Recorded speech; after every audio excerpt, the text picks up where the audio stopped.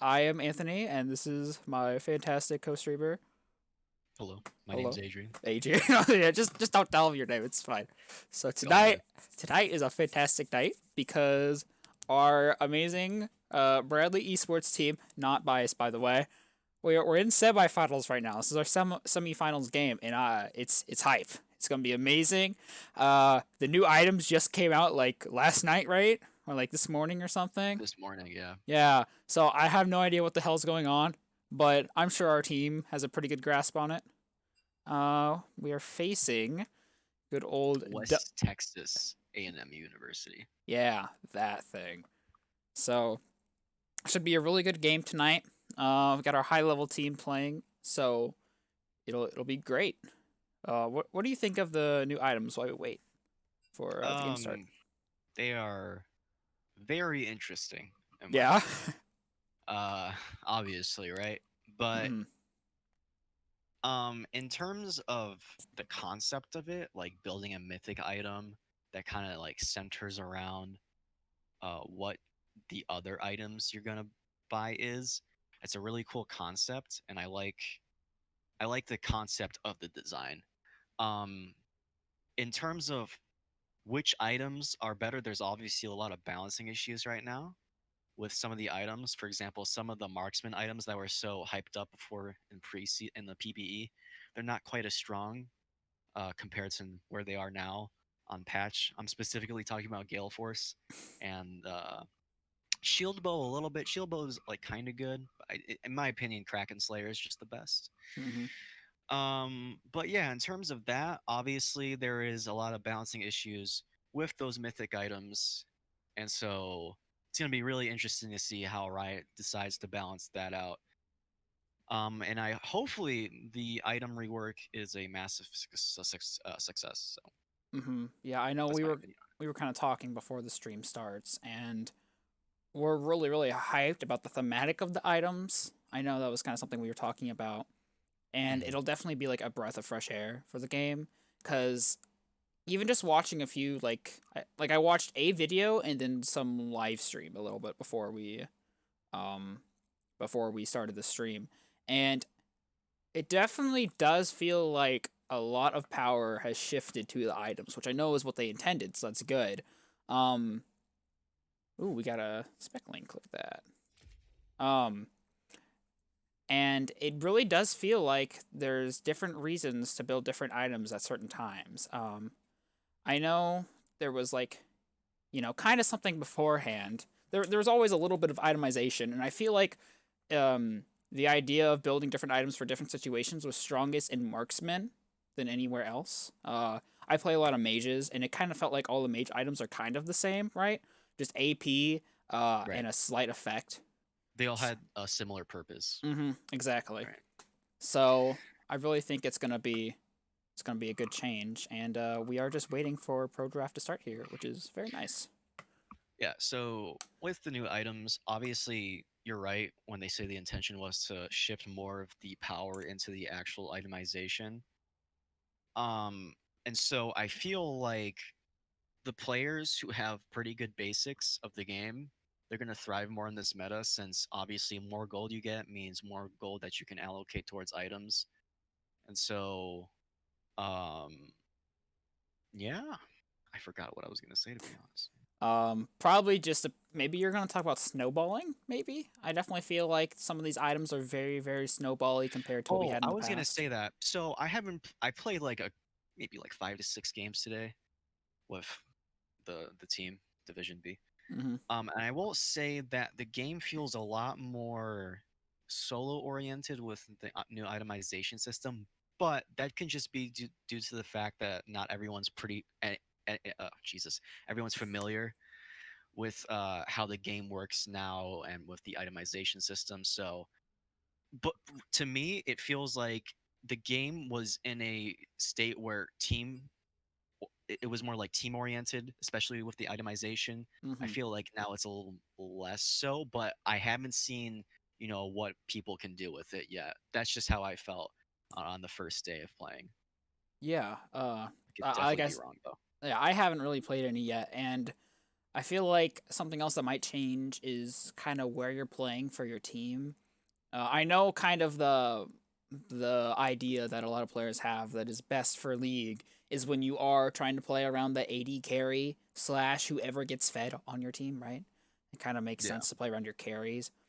From what I've heard, especially like in the LCS and kind of those major division uh, spots, is that Hmm. it's this meta has been very jungle oriented, and from the Worlds games I've seen, I can agree with that.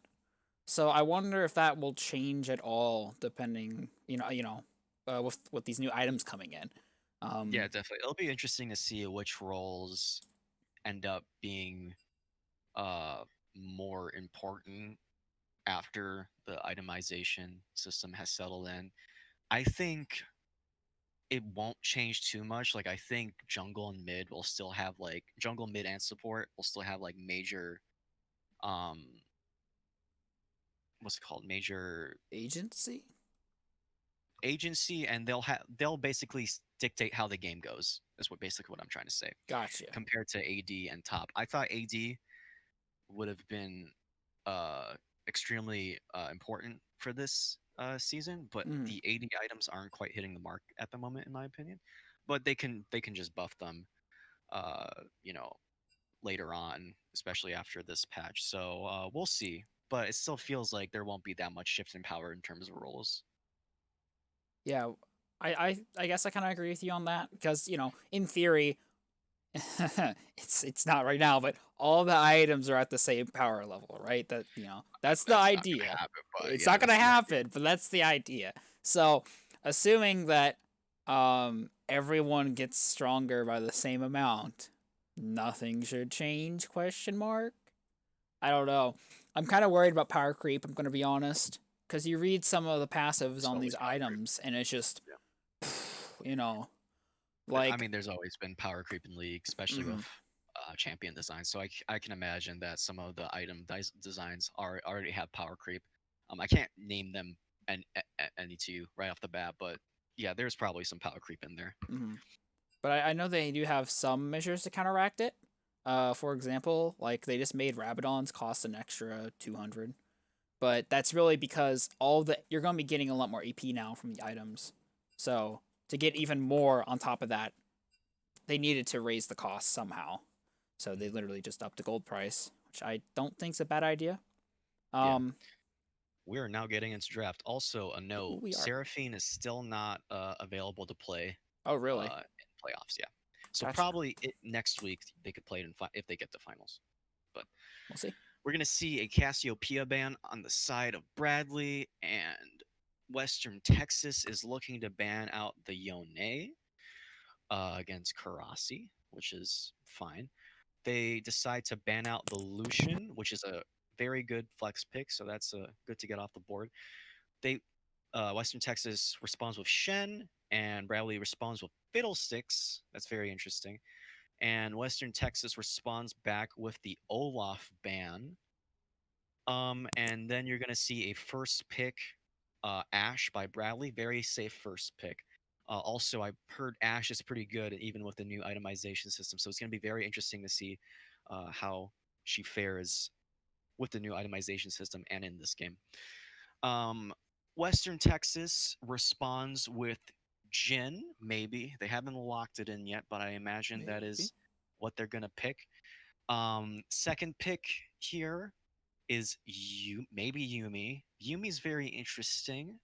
I could see why you would pair it with Jin for that sustain, So what and I've also the heard poke. is Yeah. laning phase Jin Yumi is garbage. Um, Oh, okay. so they're giving up a lot of lane pressure here. Like it scales to late game incredibly because Yumi only scales off AD and that's all that Jin gets. So it does scale really hard, but we'll have to wait and see um how this turns out. And I For really sure. think Bradley, yeah, that might be a Maokai support. I don't know, That maybe is a top. solid. I think that's pretty Maokai support. Um, Gotcha. yeah, I'm pretty sure. And it would work very well with the Ash Yeah, just all that against the Jin poke. and Yumi because I can't see how Jin survives an all in Yeah. against a Maokai just Wing in. and then the Ashe with the slows. Pretty hard for Jhin to get out of there. There's the Ord Um, top. they're gonna blind pick the Ornn here for the third pick, which is another fantastic pick Hmm. to blind. Ornn is just strong, and they're gonna respond with Mordekaiser. Okay, if he's confident to that matchup, I don't see anything wrong with it. Yeah. Western Texas now gonna have their fourth ban. They're either gonna ban, I think, the jungler or the mid laner. They're continuing to do mid lane bans. It looks like they're gonna ban Orianna against Karasi. Let's see what Bradley responds with here. They also have to ban out the top and mid laner here. Yeah, I'm really liking Bradley's team comp right now. It's super safe so far, and I think we're gonna get some spice in these last two picks. But Hopefully, we see more damage. They hmm respond with the Azir ban, and then Western Texas finally with the Talia ban, another mid ban against Karasi. And now Bradley's going for the fifth pick. I think this is going to be another mid ban. Admittedly, I don't know what the mid laner for Western Texas is. I'm so sorry. I'm going to look up your name right now. looks like Professional it's a cast. jungle ban because they're banning Professional. Vi. It's a jungle ban against Vi. Interesting. Yeah. Yeah, Just we want the. pro- Oh, ooh, they Scar. respond with a Skarner. There is some spice. So they Not on the want team. some lockdown on, Yeah. I don't know exactly who. I guess the Ashe, but the Ashe is kind of hard to get past that beefy front line you have with Maokai and Ornn. Hmm. It's going to be very interesting. They picked Victor. They You were pick talking Victor about this. before stream. Uh Yeah, I huh. wanted Yeah. Karasi to pick Victor because Victor's supposed to be very strong with his new items and the itemization system. So they lock in Victor. That is a lot of damage right off the bat, especially from mid to late. Not too much early, but we'll see what they decide to pick here against the Skarner. I imagine maybe some more damage. I don't know. A Graves, perhaps. A Volley Volley Bear. bear, all So around they good. have, yeah, so they Yeah. have the Engage and a nice beefy front line for the Victor and Ashe. Pretty solid team comp out of Bradley so far. Western Texas, let's see what they respond with. Yeah, I'm very happy with Bradley's draft right now, and they pick a Galio. Galio, that works very nicely with Skarner, to be honest. Mm-hmm. So that is a good combo to have. There is anti synergy with the Mordekaiser, though. Kind of, A yeah, little bit, a kind little bit. of, a little bit. I'm not sure what Western Texas comp is supposed to do. It seems that they want to scale later into the late game and also have some type of engage. Um, yeah, just have some type of engage. I think they picked the Yumi for Jhin because, like you said, because of the scaling. Mm-hmm. So it's very obvious that Western Texas is kind of sacking their early game, so they can reassure themselves a win in the late game.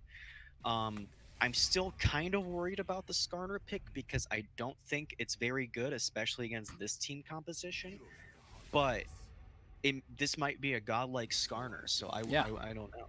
I've seen Skarners pop off. I mean, if he can do his job and get in the back line and take that Victor or Ashe and pull it to the front, he could do something. But like you said, there's just so much beef that man has to get through to be able to point and click that Ashe. And for all Now, we know, but go ahead. Ashe could yeah, sorry, but Ashe could just buy a QSS. So Yeah, exactly. Um, Also, Victor versus Galio. I think Galio does pretty well into that lane. yeah. So that is a pretty good pick on the side of Western Texas. Um, I don't think Victor will be able to outshove the Galio early, but once Victor gets his augment on his E, it shouldn't be really much of a problem. The problem is following the roams on Galio because Galio's roams are just ridiculous. Mm-hmm. So the early game is going to be just very interesting. It's going to be interesting to see how these teams play it out. Yeah, I really, I think this is gonna be one of those Fiesta games because you look at both teams and their team fight is just mind blowing. Oh, he's hovering the Seraphine. Also, did they change how the client looks? Because I think they did, and it looks very nice. No, I think it's still the same. You think so? I feel like that little like effect they have when someone's picking is a little different. I might just be going crazy. I don't see a difference. I don't Really? remember a difference. Yeah, I think I'm just I think going they've always mad. had that. Yeah. But like the team fights, there's just so much tank. I mean, look at the first three picks right now. Victor maybe not as much, but you got Mordekaiser, you got Scar, you got Galio, Ornn, and Volibear. It's like there's gonna be so much health being thrown around. Yeah. It's gonna be crazy. Hmm. I think we're going to see long, drawn out team fights, and honestly, I think that's where Ashe kind of excels. She's good at getting that first pick, obviously with her ultimate, but if I if Kraken Slayer works how I think it does on Ashe's like Q, because Hmm. her Q applies on hit effects, right? Just like it's like, Speaking of Kraken Slayer, I think Western Texas might want to invest that into some of their mm-hmm, carries because there's a lot of tank going on the side of Bradley right now. yeah. But I don't see the thing about if you're looking at these two teams, they're pretty similar. Who's building Kraken Slayer on Texas's team? Because it's not gonna be Jin, because that's like it's a 3-hit passive, right? Right. So I think Bradley on Ashe they have a great chance to build Kraken Slayer, but Jin Hmm. not so much, and that might actually come to hurt the side of Texas a little bit, Yeah, maybe. this is. I'm assuming that this composition they've played it a lot before, and they're very confident that they can do something on a composition like this. Mm-hmm. So, even if the composition on Western Texas's side look pretty weak, if they're confident with it, then they could obviously just pull out a win. It's just again, it looks so hard to to execute against Bradley's composition. I can't really see it to be honest. Yeah, that's kind of what I'm saying, and I wonder how the new items are gonna affect this. Because I mean, we were talking about Kraken Slayer, but that's one of the 5 mythic items that are gonna be on each team. Hmm. One of the Yeah. 10 if you combine the two. So I don't know. I'm really curious to see how this all like turns out because no one knows. At least in between me and you, I have no idea how these items are gonna work themselves out. I see a Me lot of neither. tanks. Mordekaiser probably builds that item that does damage over time, or maybe and Oh, then like demonic helm or whatever it's called that gives you resistances over time. you know what I think? I think since they picked the Malachi, what's that? We were talking about it before stream. There's this one item that like gives you like burst damage when you have like soft CC or hard CC. Oh, It kind of looked like Banner of Command, the it. art. Oh, what was it? Come on, I got that. I don't need to look this up. I don't need to look this up. It's It's a hard the name. thing. The thing. The thing. Oh, I don't I know. have it right Yeah, here, yeah, but yeah. do you still want to guess? No, I don't. I don't know. It's called Imperial Mandate. That's right. We are talking about that. So for those of you who don't know what Imperial Mandate is that basically anytime abilities that slow or immobilize a champion, it deals bonus magic damage, which is great for Maokai. And then it also works in conjunction with the ally champion, uh, having the ally champion also deal additional magic damage and granting the user and the ally champion with 20% movement speed for 2 seconds. Wow, that is Uh, like a yeah, uh Leona passive on steroids. and just to let you guys know, this is a mythic item, and its mythic passive is it grants all other legendary items 15 ability power. Really, 15 ability power, yes. that's crazy. That is a lot of AP in my opinion. But That is another. Oh, come on, quick maths. 15 times 5. That is that is assuming they do 75. build AP on they're building AP items like the Maokai is. I'm Well, assuming he'll build more tank than the actual AP, it just but gives still. it just gives uh words are hard, you know. I'm a caster. It's hard life. It just gives ability power per item, so even if he doesn't build AP items, he's still getting a little bit extra. Oh, true, actually. The That's only true. now there is one thing though. Legend boots are not legendary items. They are So, not. you are most likely going to be getting the item or the mythic bonus on only 4 items. I almost held up 5 fingers. 4 items instead of 5. So, a little bit less AP, but Right. still 60 extra AP. So yeah, it's gonna be something. And the game is just about to start. Here we Hmm. go. We'll see there what runes they decide to take. Mm-hmm. For sure. Do you think All runes are right. gonna be impacted much by items? For sure. I think everything's going to be impacted by items. We'll see some really weird combinations Mm-hmm. probably for the first couple of weeks. But as we get into game here, we're going to take a look at them, see what each team decide to opt in for, see if there's anything weird. Okay. So I see that Galio has gone for Aftershock. Now that's not a weird choice. Um, but I will say that I've seen some Gallios go Predator lately due to some Gallios going Predator at Worlds. So he's gonna. So this means that Galio is opting in for more of a laning uh, type of game rather than like going roaming around and trying to get his lanes ahead. So he's gonna try to win this lane. Is basically what I'm saying. Gotcha. So I just gotta. Sorry for people watching. I'm just anxious about my screen not working correctly. There we go. Now we're in.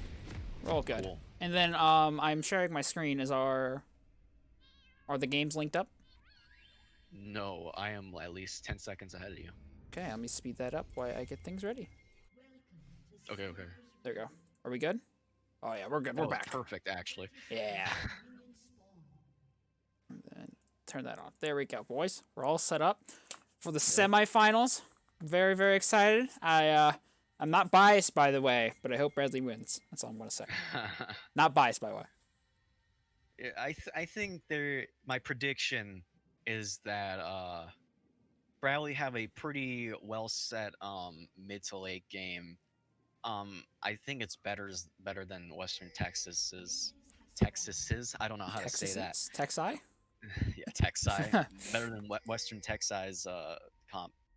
And so I predict that Bradley will be able to take over the game because they just simply have better team fighting and better champions, in my opinion. But we'll see, of course. Like I said, especially with these types of games, it matters more how comfortable you are on the champion and a little less with how good the composition is, in my opinion, from what I've seen. No, I definitely agree with that. I mean, this is not like master tier. They're still hovering what diamond to plat elo, right? So It's still, very low diamond to yeah. like high So plat, they're still high up there, but I really do feel like, you know, when you're not, say, an LCS god who can play anything, I think being comfortable on champions. Oh, I'm lagging behind, but being comfortable on the champions you play is way more important than the actual champion itself. Obviously, it still has come into play, like we were talking about how Jhin would play into this team. It was only like about a single item, but you know, still, Right. it applies. But yeah, I feel like just the champions that you're good at are more important to play than what you maybe should be playing. Right. Also, I noticed that Jin took cleanse, which is very interesting. Yeah. I mean, we have the Victor W and the Ash Arrow. I don't think there's anything much else he can cleanse out of. I guess Victor stun, but he should just position to not get hit by that. Yeah, Victor W is the Victor stun. Yeah. So, I don't know. Not much going on so far. Actually, we do see Volibear here counter juggling a Skarner, and Skarner's just about to find out. He's gonna walk in on him. Galio can walk up, but he should just be out just by walking away. So really well played from Volibear there. Yeah. One camp down that Skarner doesn't have anymore. So pretty good. And GGS 201 getting away with it. Yeah, sorry, go ahead. No, you're fine. Oh yeah, we can see the new Scuttle too. So Scuttle remains almost the same. It's just that instead of losing its resistances when you CC it, it loses that shield that you saw. So Yeah, I saw that. Oh, that awesome Victor skin again. Oh, it's the cool Victor skin. Might actually see a fight coming up around this bottom Scuttle. Volibear will be walking in, but I think Scuttle, has already been taken. So 1-for-1 for Scuttles on each side. Yeah. And yeah, so any predictions about how this game will go? I know you talked about it a little bit, but Yeah, like I said before, I think Bradley's just going to be able to outscale. But I do notice that this game is being played a lot more slower, and I know why. It's because just the nature of the champions themselves. I mean, if you look at Bradley, Ornn, Victor, Ashe, they're not really supposed to be playing fast at all. But the champions on Western Texas' side kind of indicate that they want to be a little more aggressive. They want to try winning their lanes. And oh, hold on, we're seeing some trades go on in top lane. yeah, we do. Oh, Never mind. we're seeing trade in the bot. Yeah, so Ornn does lose a little bit. Ooh, gets hit by that Q too. Loses a little bit of health, but once again, he is Ornn, so he'll probably be able just to walk out and be fine. But yeah, besides for that little trade we saw top, not much action is happening. But yeah, Jin's kind of just playing to his game plan. He is kind of just scaling. And Well, they're having a pretty tough time up there. And decided to go Bramble first? that's Is interesting. Bramble...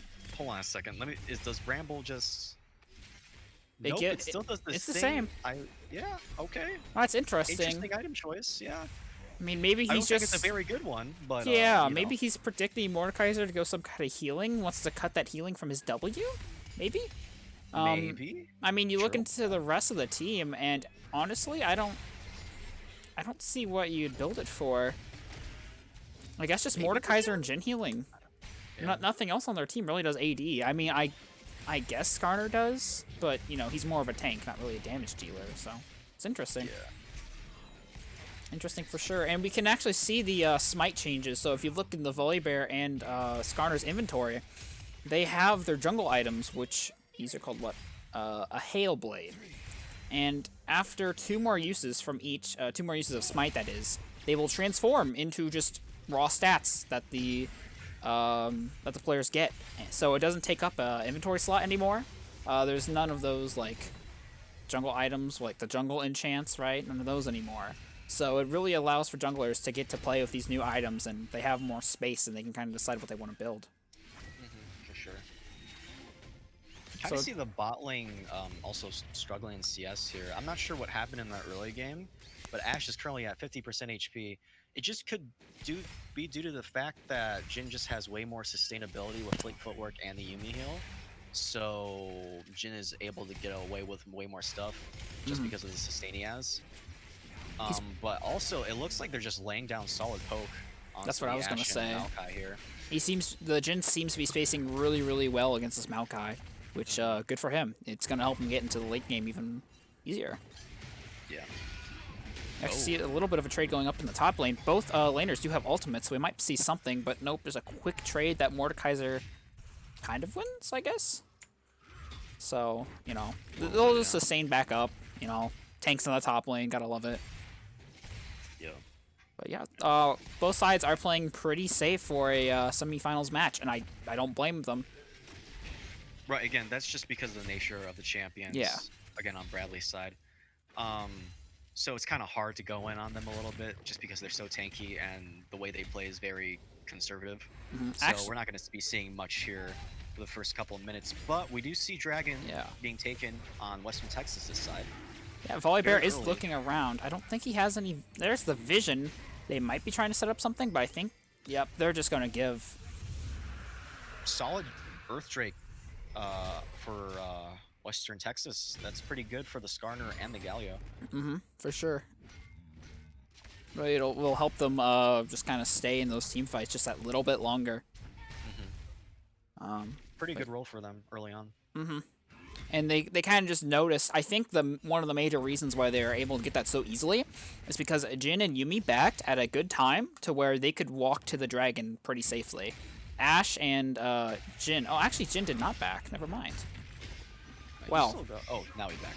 yeah. Now they just backed, but they noticed that the bot lane backed, the opposing bot lane, and that's when they were able to walk in and kind of secure that Drake. Skarner, I did notice Skarner took a good back. Yeah. So I was gonna say I noticed that both champions took Noon Quiver That's Rift. and a different item. So Ash went for Noon Quiver plus Cloak, just because I think that's the max amount of gold she could get with those. Mm-hmm.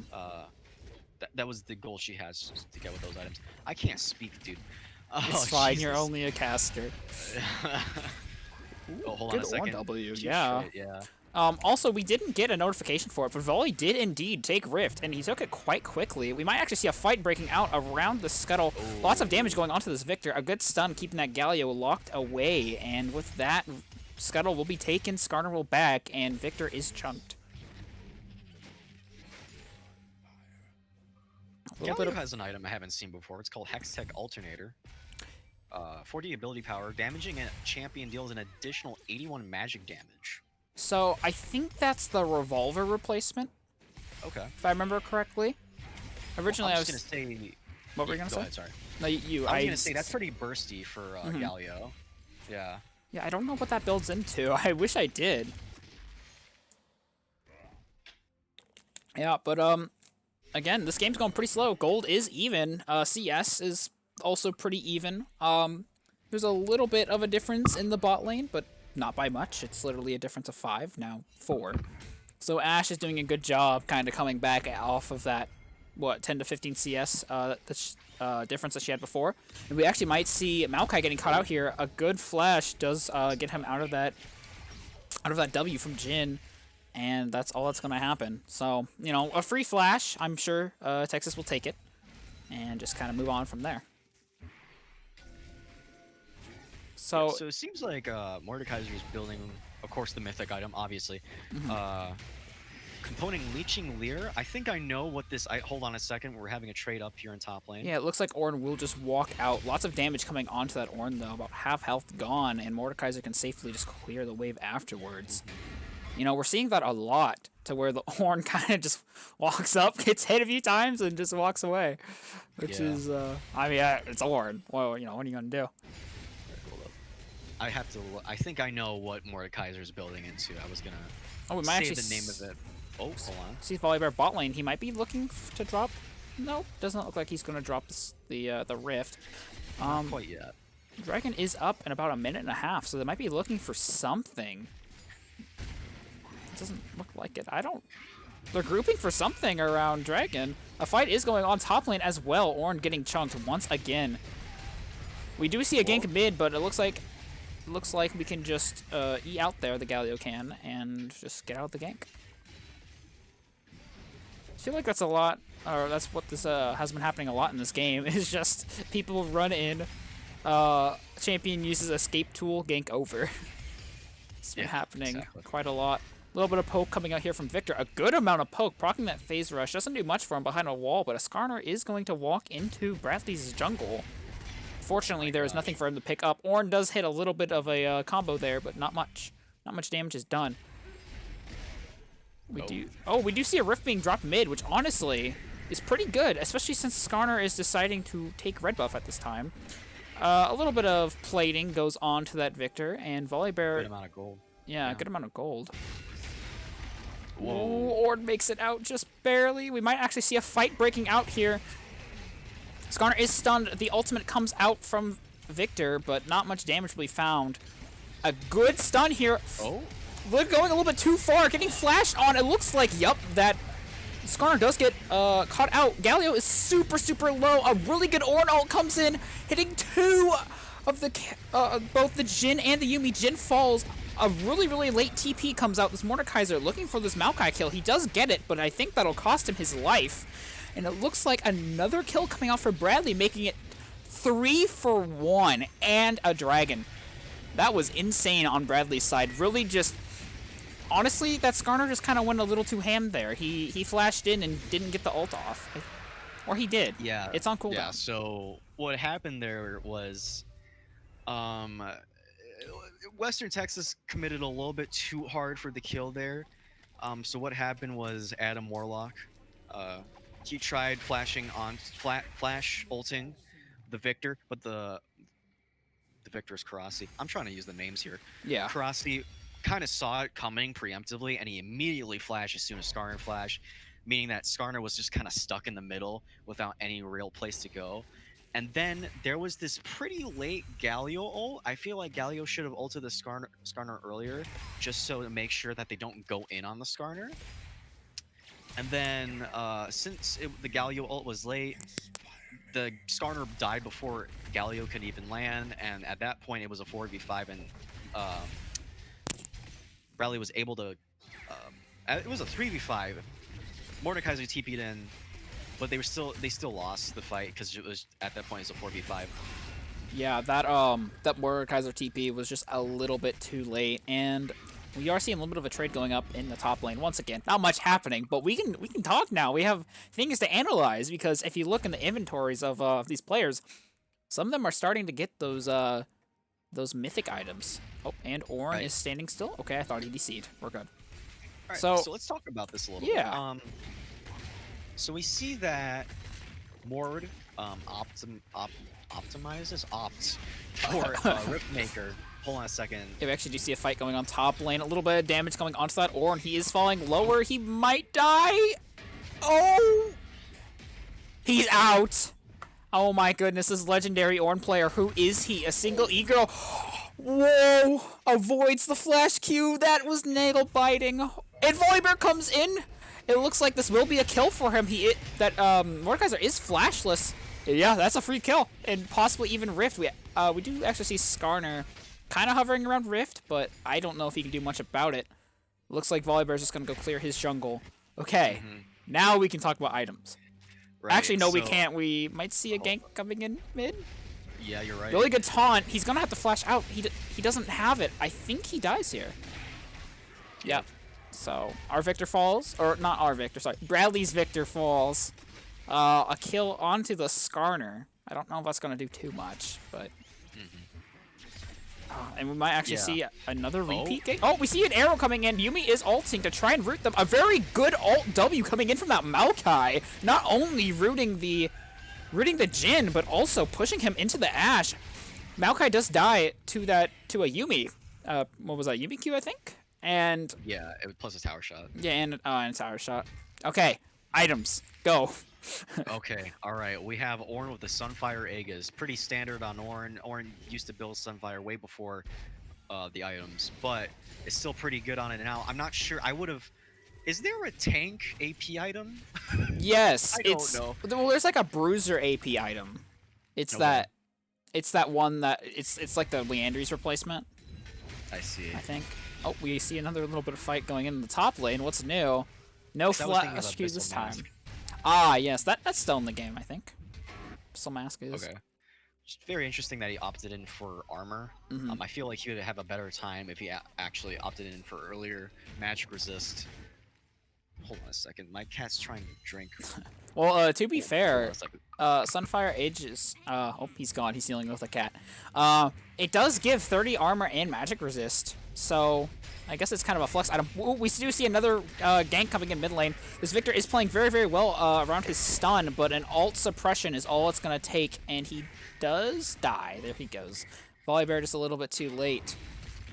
Some more fighting is going on in the top lane. Cancels the Ornn E. Very huge, actually. Pretty big. And Ornn still walks out anyway, because he's Ornn. Jhin ulted. Did he? Oh, my game's freezing. Like, big time. Hello? Game? I might need to speed up the gameplay a little bit when there's not something going on. Don't worry, the Jhin ult didn't do much. Okay, what is your timer right now? 17:44. Alright, I'm like 2 seconds behind. Hold on. There's a fight going on right now. Okay, there is an Ashe arrow hits. Good cleanse. That's what that's there for. Yuumi's ulting, but ulting a little bit too far away. They can still kind of take this if they want. Good Yuumi poke. Maokai W's him into the tower. And she lives. Oh my goodness, the Ashe does die. But honestly, a shutdown on Yuumi doesn't do much. I think you'd rather that be on Yuumi than Jhin. And let me try to speed myself back up again.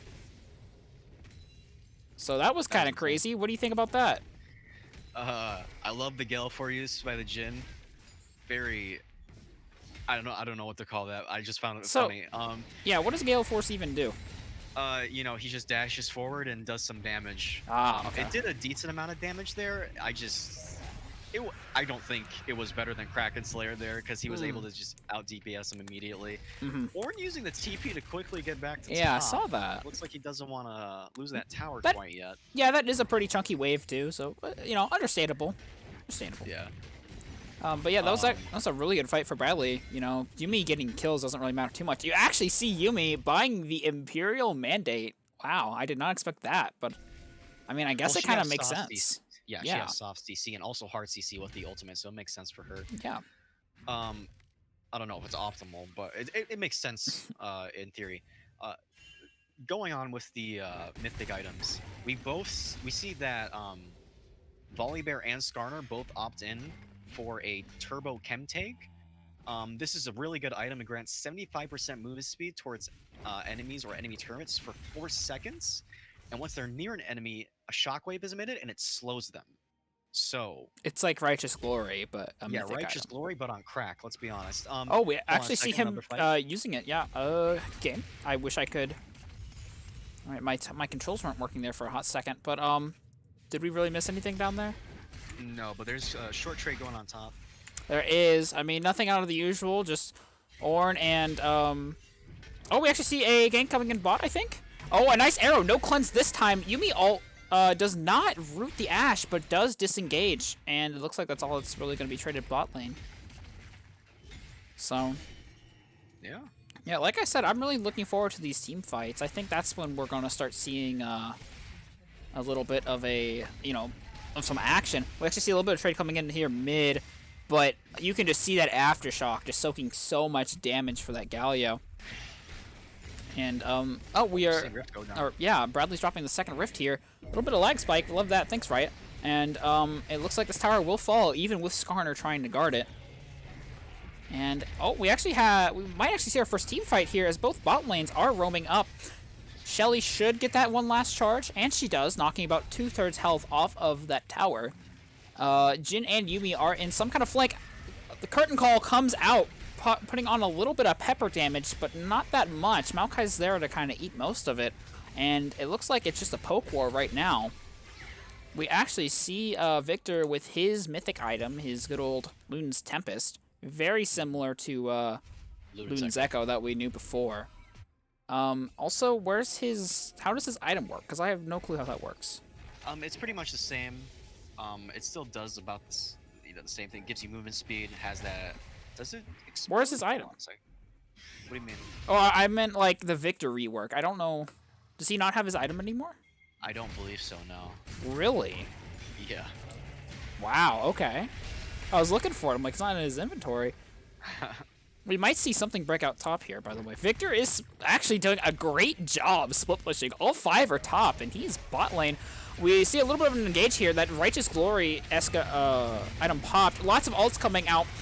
Zoning ult from Galio. And it looks like Mord and Ornn are 1v1ing while Galio's in the bot lane. A huge W from that Maokai, but I don't think it's going to be enough as they just don't have the damage. The bear is in, gets a kill for the Victor, but Victor flashes out, I think, and that's about all. He's gone. What happened? Where did Jin go? That was a double lift moment. Where did Jin go? Yeah, so that was still a pretty bad team fight for Bradley, as though there was only one surviving member, but Victor was able to kind of, what's it called? I can't. Make it worth. Make it worth. He made it work, yeah. Yeah. But what happened there was, since Karasi was bottom lane split pushing, they saw the opportunity to go in on, I think it was Volibear initially, and then basically since there was 4 of them there, they just kind of ran over the Maokai and Ashe and focused on the Ashe. Ashe dies. Victor TP's in a little bit too late, and I feel like if he was able to TP in earlier, he might have actually salvaged that team fight even more. I think you're right. Unfortunately, they were not, so it ended up being a 4-for-2, which is good for the side of Western Texas, meaning that they're able to scale even more with their champions. Yeah, maybe they shouldn't have started that fight that early. We did just see the Volibear kind of run in and cue that Skarner as he was out of position, but without Victor there, I just don't think they had the damage to start it off. So I think that was maybe a little bit of the misplay. Ornn might be getting caught out here, but the terrain says, nah, I got you. And it looks like this will be a fight around Dragon Pit. Yuumi actually is not here, and she is a very slow champion, so she doesn't really have a way to get here. They can safely burn down Dragon. Ornn is looking for a little bit of damage here. This should be a good Maokai ult, kind of kiting everyone away and forcing this Mordekaiser to be 1v5. A good arrow stuns him. This might be a huge Ornn ult, and it is, knocking up 2, and the Gromp. Can't forget the Gromp. And it looks like that will be a Dragon and a kill on the side of Bradley. So pretty good team fight right there. I think it really sucked on the side of Western Texas that e-girl Brandon, good old Yuumi there, was not there for the fight. And I think that really made a difference, as a lot of their strength does come from that Yuumi sustain. Well, yeah, so here's some of the issues there. So Maokai automatically goes in on the Ornn, just ults the Ornn, which in theory is fine if you're gonna get rid of one of the front lines there. But then the Maokai ult pretty much stalled out Western Texas, so they couldn't immediately go in on Bradley to try and get in on the carries. And then, again, Yuumi wasn't there either, so there was also this thing where like Jin couldn't really walk up, or no one could really walk up. And so Mordekaiser was pretty much left on his own. And from there, Bradley just pretty much won the team fight. Yeah, for sure. I think that Maokai ultimate was just really huge, just denying all of the space for Western Texas that they just couldn't walk. And because of that, the Mordekaiser ult ran out of time, and he got killed for it. Yeah. We should also mention that second Infernal is now sole point for Bradley. Infernal would be absolutely massive for champions like Victor and Ashe in this game. So if they end up getting Infernal Soul, it's going to be very hard for Western Texas to come back. Yeah, for sure. And quick opinion, how are you feeling about these items so far? I feel like we've had a pretty even game so far. Yes, Bradley is ahead on Dragons, and they do have an extra kill and about 3-ish K more gold. But all things said and done, it's not like it's a total stomp. So yeah, Western Texas still definitely has a opportunity to win this game for sure. I just feel like they need better communication, because the Yuumi not being there during that pretty pivotal dragon fight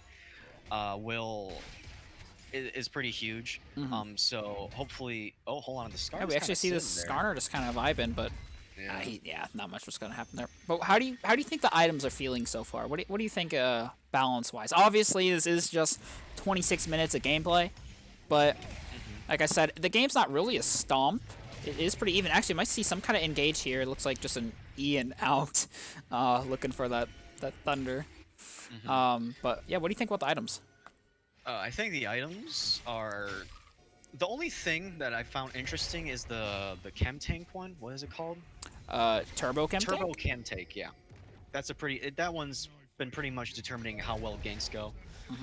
Hold on a second. Yeah, we might actually see some kind of fight here. They almost cut out the Galio. Good Mordekaiser TP to respond. Not much will happen. Oh, Skarner's looking for it. Chem tank. Oh. And he gets the Maokai. Maokai's actually in a really good spot to ult here. And yeah, he's looking for it.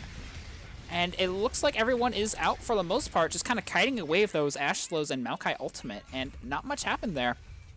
Yeah, that was kind of interesting. Yep. Oh, are they going to go Baron? They're going to go Baron. So, yeah, Bradley definitely know this. And honestly, I don't know if this is the play. I feel like... It might be the play. They don't commit right now. We're seeing a TP go... oh, that Ornn ult's big. Volibear ults in and gets Maokai, or not Maokai, Mordekaiser ulted, but I don't think it's gonna matter. It's a really good stun, making it so that the side of Texas cannot go in. Ooh, Volibear makes it out just in time, and that is a kill onto the Mord. And possibly even Baron from Bradley. They're definitely gonna try it, and why not? They have so much damage. Looks like we're going to see a curtain call coming out from this Jin. Maokai might die to that Victor and Galio. Never mind, he's super tanky. Makes it out. Curtain call getting some damage off, but not really doing much besides for a little bit of poke. And it looks like that is Baron for the semifinal game of Bradley Esports. So they're looking pretty big here. They picked up another kill and Baron, and they didn't lose anyone for it. Infernals in 30 seconds, so this might be also Infernal Soul for them, and if it's Infernal Soul plus Baron, I'm pretty sure it's going to be over for Western Texas this game. Oh, yeah. So what happened there during that team fight was really there's this. I feel like there's some major communication issues going on because the Mordekaiser will ult somebody some type of front line, and then the rest of Western Texas will decide not to go in and basically leave the Mordekaiser to die. Um, I think during that fight, Galio still had ulti, so Yeah, he you doesn't can now. still try to go in. But hold on a second, there's a fight going on. Yeah, there is. Mordekaiser might be looking to ultimate again. We actually see a go. pretty solid Galio out here. Ornn ult to respond, getting lots of value off. And this dragon does go on the side of Bradley. That is huge. I think they don't win this fight, though, and they do just need to kite out. That kind of sucks. So that is Baron down on everyone besides Maokai. But honestly, trading Dragon Soul for it is not the worst. Right. That's what I was looking for on Western Texas.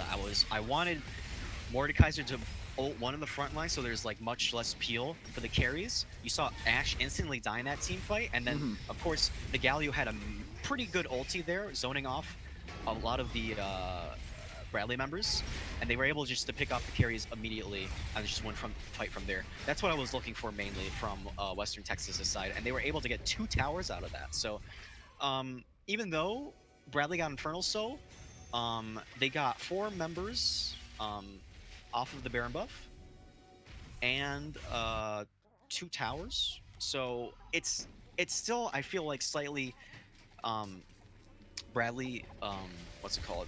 Sided? Bradley because sided? they ended up getting Infernal Soul. Yeah, it is definitely Bradley sided, but it is, this game still can go to anyone, especially with those 2 tower pickups. Got that extra gold, got that space, and getting those kills onto some of the Western Texas champions. I think that is a huge part of the game that just happened, and it will make it harder for Bradley. Luckily, Bradley did secure that Baron beforehand, so instead of getting Soul, but then also giving Baron, they just lost Baron, so neither team has it now, except for the Maokai, of course, who is rolling down mid lane, trying to play around that Baron power-up for those minions as much as he can. We might actually, if I had to guess, we might see some kind of siege mid, maybe, especially with that top tower pickup. That is not bad. Good split pushing by that Ornn. And Victor's bot, too. We're actually seeing a semi 1-3-1 kind of team comp split up here, and it's working out pretty well. We claimed it. They're about to go 4-1, it seemed, but I'm not sure if I agree with this since Victor doesn't have TP, and Victor is an essential part as to why they're winning these team fights in the first place. So this is kind of a dangerous play on Bradley's side. Yeah, I think they should probably start cutting away now. They have to know that Jhin is there, especially when they're attacking that Volley Bear. A little bit of a premature Yuumi ult. We will be having a fight in the top lane. Ornn ult does hit the person who is not Mordekaiser, and Ashe dies yet again. So much tankiness is coming onto this team, and they just gotta get out. What you're saying was gonna happen happened. Victor is stuck bot lane, and he has no TP. And it looks like that'll be a few kills picked up for Texas Western, or Western Texas. That was just incredibly poor macro from the side of Bradley. That was not a good idea, especially like I said. Now the TP is up for Victor, but they should not be pushing in that far without Victor's deep TP, especially in a lane that far from Victor, right? Victor's in the bot lane, so for him to walk from bot to top, that's impossible. That doesn't make any sense. So they needed to keep on pushing mid for Victor to have easier access if there were to be a fight that broke out. They also needed for Victor to push in the wave where Bradley was currently at. You saw Bradley towards the tier 2 tower. And so they were way too far pushed up, and Victor's not even putting any pressure on the map yet. So it was just a very poor decision by Bradley to be that pushed up that far in a completely, very far out lane. Yeah, for sure. I feel like they kind of took a team fight there that they didn't really have to. Like you were saying, they could have just gone somewhere else. Yeah. So I think what happened is that the Skarner and the Mord just decided to go in on the Mord, not the Mord, the Maokai and Ashe. And Ashe had to expend Quicksilver Sash early because the Skarner, Adam Warlock, I'm trying to use your name, guys, I'm sorry. Adam Warlock was able to get to the NyanDiamond early. So she had to expend Quicksilver Sash earlier that fight, which allowed a Curse to ult NyanDiamond, and NyanDiamond was pretty much stuck in Mortal and they were dead at that point. That is an upgraded, turbocharged hex. Oh, words are hard. Experiment. Experiment. Look, There you go. look. English might be my first language, but that doesn't mean I can speak it like that. Holy. And oh wow, wait, I didn't even notice there's also a worm fallen sacrifice. What? What are these names? That's a cool name though. That is a sick name. Eye of the Luden. That's so easy. Just Eye of the why? We have heckin' turbocharged experiment and worm fallen sacrifice. What? Right, dude. I think they're on something when they made these names. Not gonna lie, Yeah. pulling a little bit of the like 60s to 70s rock era. Yeah. Wow. Okay. A little bit of poke going out onto this Ornn. Not gonna be much. What is Are they going looking? on Wait, wait. They're doing Baron. They're doing Baron, and I don't. There they go. Now they know. Honestly, though, look at that spacing. So much CC coming down onto this team, and Ornn is gone, but they can just walk this out, and I think they know that. They might be trying to save Ornn, but they just need to go. Wait, this team fight's winnable. No, it's not. So much damage coming out. Ashe is still alive, shredding those tanks with that, whatever the worm thing is, and more. Oh wait, we actually see a little bit of a backline frenzy here with Volibear going in, getting a double. Victor is still alive, doing lots of damage here.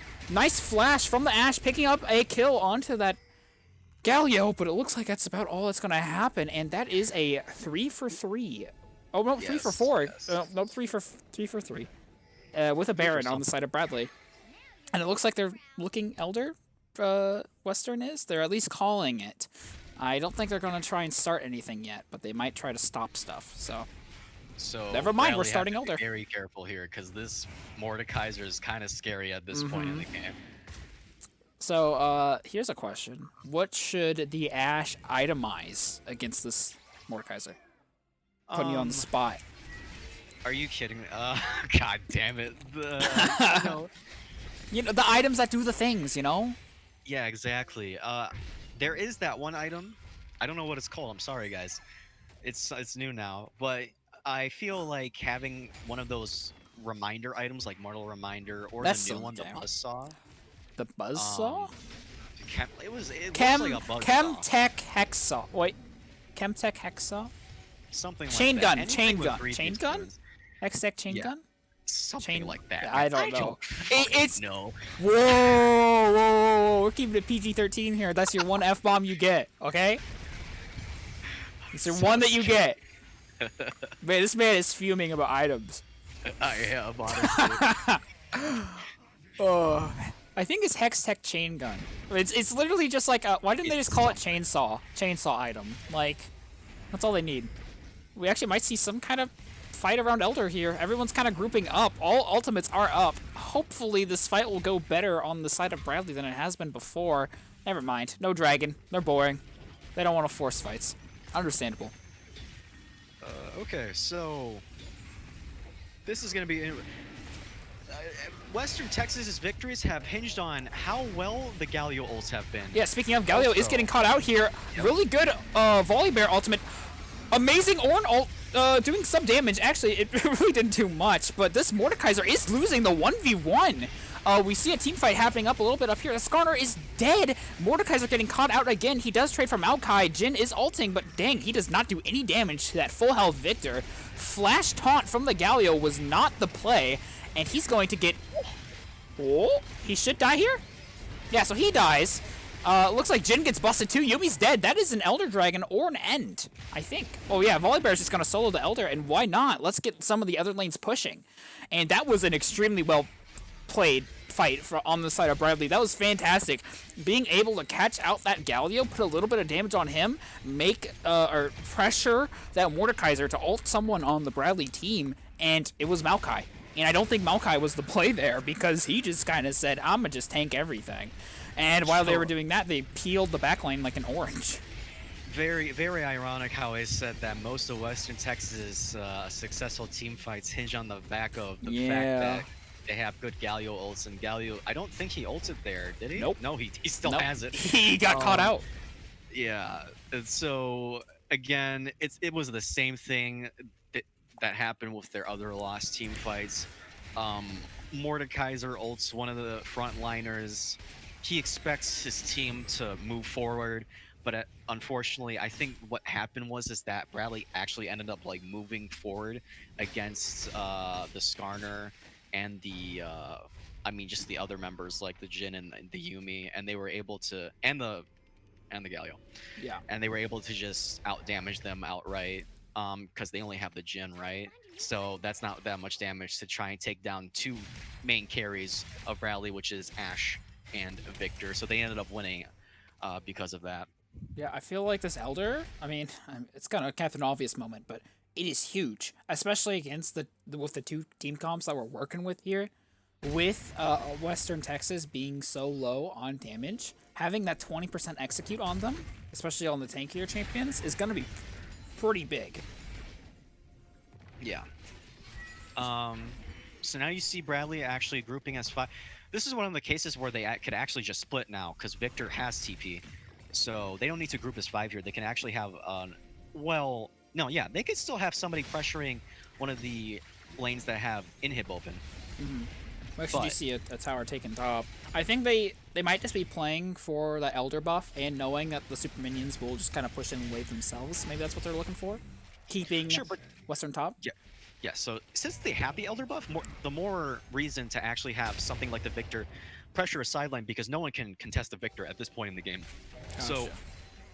it's gonna be they should have the Victor off in a side lane, but I don't think it's like that bad, especially now that the lanes are now naturally pushing towards the side of Western's base. Yeah, and we But see oh, sorry. they're gonna back off. Yeah, I They're saw a gonna lot back of off the poke go Baron. onto that volley bear, and I think those lanes are starting to push in, like you said. We actually do see a red ping coming down, and they might just try to get Baron. My timestamps on Yes, objective timers yes, they're are about gone. to get Baron. There they are. Yeah. So this should be a pretty easy setup. There's no way they really can contest this with those two inhibs down. And I don't know why they're not trying to is the thing. I mean, I think after this, Western just straight up loses. Yeah. The only hope they had was actually trying to contest this Baron for a team fight. But again, I guess the minions were like all the way into their base, and so if they left it, the turrets would have gone down. But then again, your turrets are going to go down anyway once Bradley pushes into your base. So I think at least someone they should have tried opting for a team fight there. Yeah, I feel like that was kind of a do or die situation. Even though I will be honest, in my opinion, I think if they went for that team fight there, I think we would be seeing a victory screen on the side of Bradley. But really, I mean, you're right. I mean, either way, Yeah, what can they do? With those two inhibs being down, Baron is just kind of like, sealing their fate a little bit. Because now they're just so strong. Elder did run out. That is one thing that they have going for them. Western Texas has. But that's it. Besides for that, there's not really much that they have in their favor right now. Especially with those lanes starting to push and a little bit of damage going onto that top tower. We're having some deja vu here. We're seeing the same thing we did before. Just before Baron was taken. But the only difference now is that they have Elder. Bradley does. So it's going to be even harder for Western to try and defend this. A little bit of poke going on again. 708 damage on the Jin crit. That's something. I guess that's kind of normal Jin damage, but... Oh, we do see a volley bear getting dragged into the team. Maybe not the one you want to drag. 3-man knockup on that Ornn ultimate. Galio does hit a few as well. Mordekaiser is in on the Ornn, not doing much damage. Galio actually has to flash out, and this still is anyone's fight at this point. Texas is starting to fall. It's a double kill for the Ashe. Minions do take a tower, and it looks like this is the end of the game. They have one last stand, but honestly, all Bradley has to do is just hit Nexus, and that is game one in this best-of-3 semifinal game. So, yeah, what do you think? Yeah, it's pretty much how I predicted. I just think Bradley's team comp was so much better for against Western's comp. Western's comp was pretty hard to execute, but they did find themselves having a couple successful team fights. But that was off the fact that Bradley just messed up a lot. They did some pretty bad macro plays and some minor team fight errors. Mm-hmm. And like I said, Bradley's team also scaled harder. So I just think this was a draft gap. Yeah, you were kind of saying that you thought maybe they had some extra spice going on with also are you Yeah, in I'm the getting game? the reward, my ranked rewards too. Yeah. Yeah.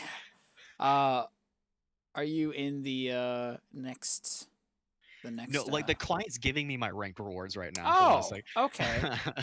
What the heck? Okay, well, hopefully you can join soon, but there should be an open space for you to join when you do. But anyway, yeah, that game, honestly, a little bit towards the middle, it was looking kind of coin flippy, not gonna lie. But Bradley came back, and besides for that Victor play, I think they kind of out macroed Western as well. Um, that one team fight top was a major setback, Mhm. but besides for that, everything was pretty solid on both teams, actually. Yeah. Yeah. I think Western played the best that they could have there. Like I Hmm. said, though, basically they played the best with what they were given. I seriously think they need to kind of go back to the drawing board with their drafts because that was just straight up not a good draft against Bradley's team composition. Yeah. Um, but we will see. Maybe they go a little bit of a different route here. Do you think they're going to play Skarner again? um, it's hard to say. I feel like there were very successful ganks mid. Hmm. The thing is, though, is that Gal. I'm gonna need your opinion on this. Is Okay. Galio a carry champion or not? Mm, That's like asking is Thresh a carry champion, I think. He can make True, yeah. big plays, but someone needs to follow up. Because here's Uh, the thing: the only successful team fights Western Texas were able to have. My cat's trying to drink again. Can you, ma'am? Hold on a second. what I think what he was going to say was the only successful fights that Western Texas had were from good Galio alts, and he's kind of correct. Uh, yeah, Galio, he can carry team fights, but there needs to be follow up. He doesn't actually 1v5 by himself. He needs someone there to actually pump out that DPS. Right. And I think So that's kind Galio of what can happened. carry. Yeah. Yeah. So Gario, Gario, Gario? Gario? Galio can carry, but yeah, he needs a good setup basically, to carry. Right. I was about to start draft for them. Jesus Christ. Uh-oh. Uh-oh. I'm opening up the spec link right now. Yeah, I think Galio really did the best he could. He did get caught out a few times, like we were kind of talking about before, but I think the only reason why ganks really ever happened top was because Victor was just so out of position. Both times he was pushed up to tower, and just didn't Yeah. have flash, didn't have an escape, even with his E stun. So I think Yeah. that was kind of the main issue. Thing is though, the ganks they were able to get off, Galio wasn't even able to do much with it. Mm-hmm. Like he wasn't able to outright win his lane because of it. It felt like Victor was in the driver's seat the entire time for For that laning sure. phase. Yeah. Yeah. Galio can do some damage early. But especially if you're taking like aftershock, which is probably the best rune to take on Galio mid, your damage does fall off pretty hard. Especially Yeah. since you start building tanky, to play kind of around your team and towards team fighting instead of solo lane carry. So that's kind of why I think it felt like that, especially since Victor did just scale so hard. Except for when he kind of got out or got caught out twice in the early game, Victor played the lane pretty well. Mhm. Um, he I did feel get like Victor played the game pretty well overall. yes, except for a few small errors like that TP or the non-existent TP because he was bot and it wasn't up. Um, Besides for that, I mean, and like we've talked about the mid, not to bring it up a third time, but the 2 kills mid, team played it pretty well, and both teams did too.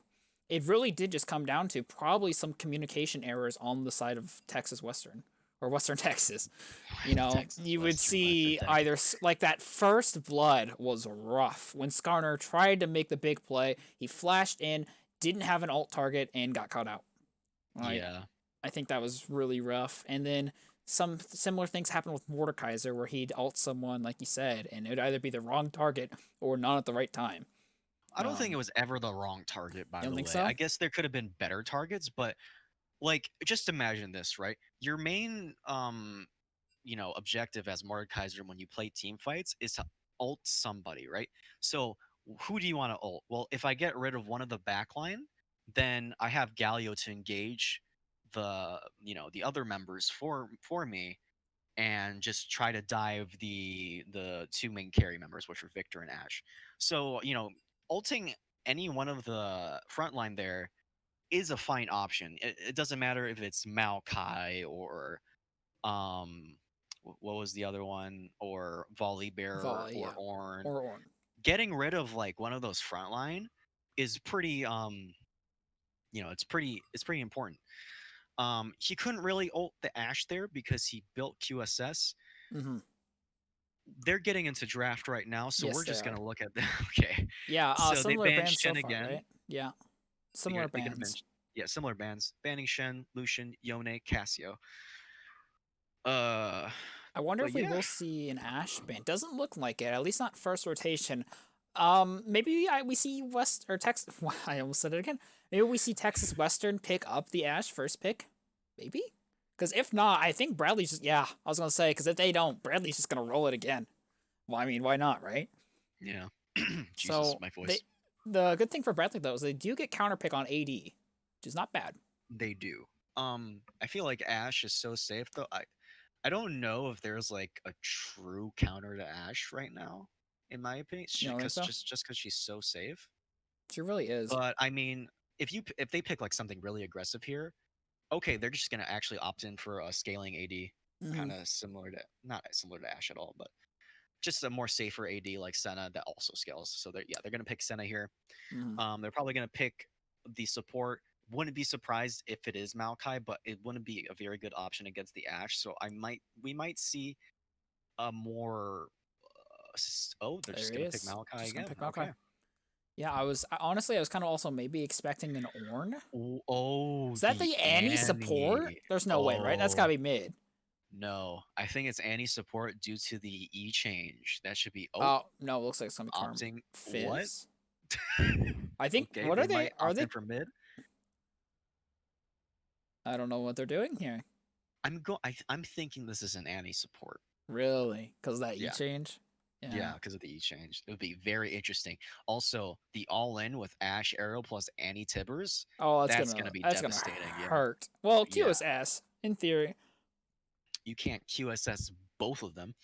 Um, I I guess you mean, could run out of the unless they don't range layer though. it, right? Yeah. But let's see. I think they're gonna blind pick the top laner here, They might possibly. steal Ornn.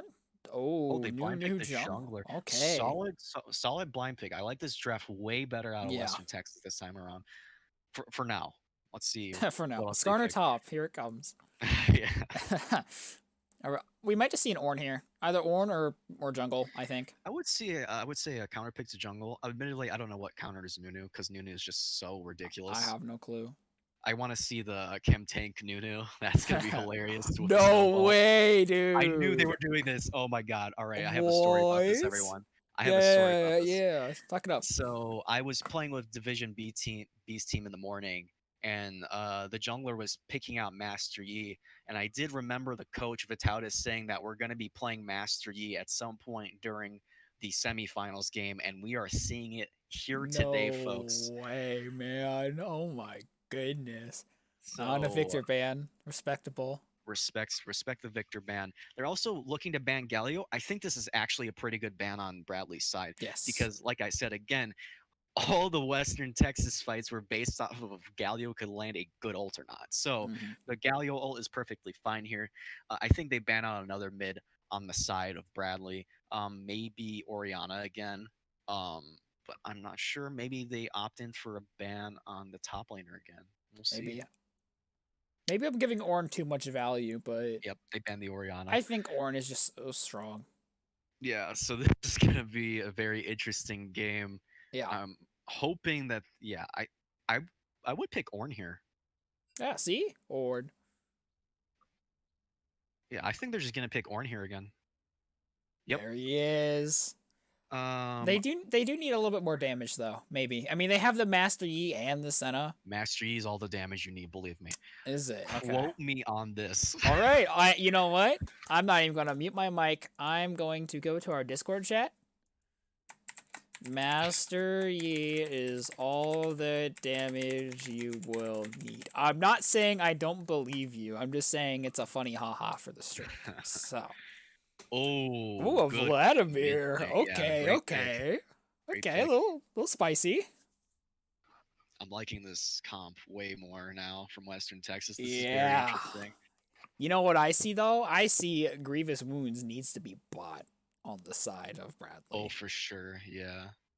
And Ooh, and a Gangplank. I like Gangplank. it. I like it. Okay. This is some spice. This is way better than the last draft. I like this. This is what we need to see for a semifinal. Come on, let's go.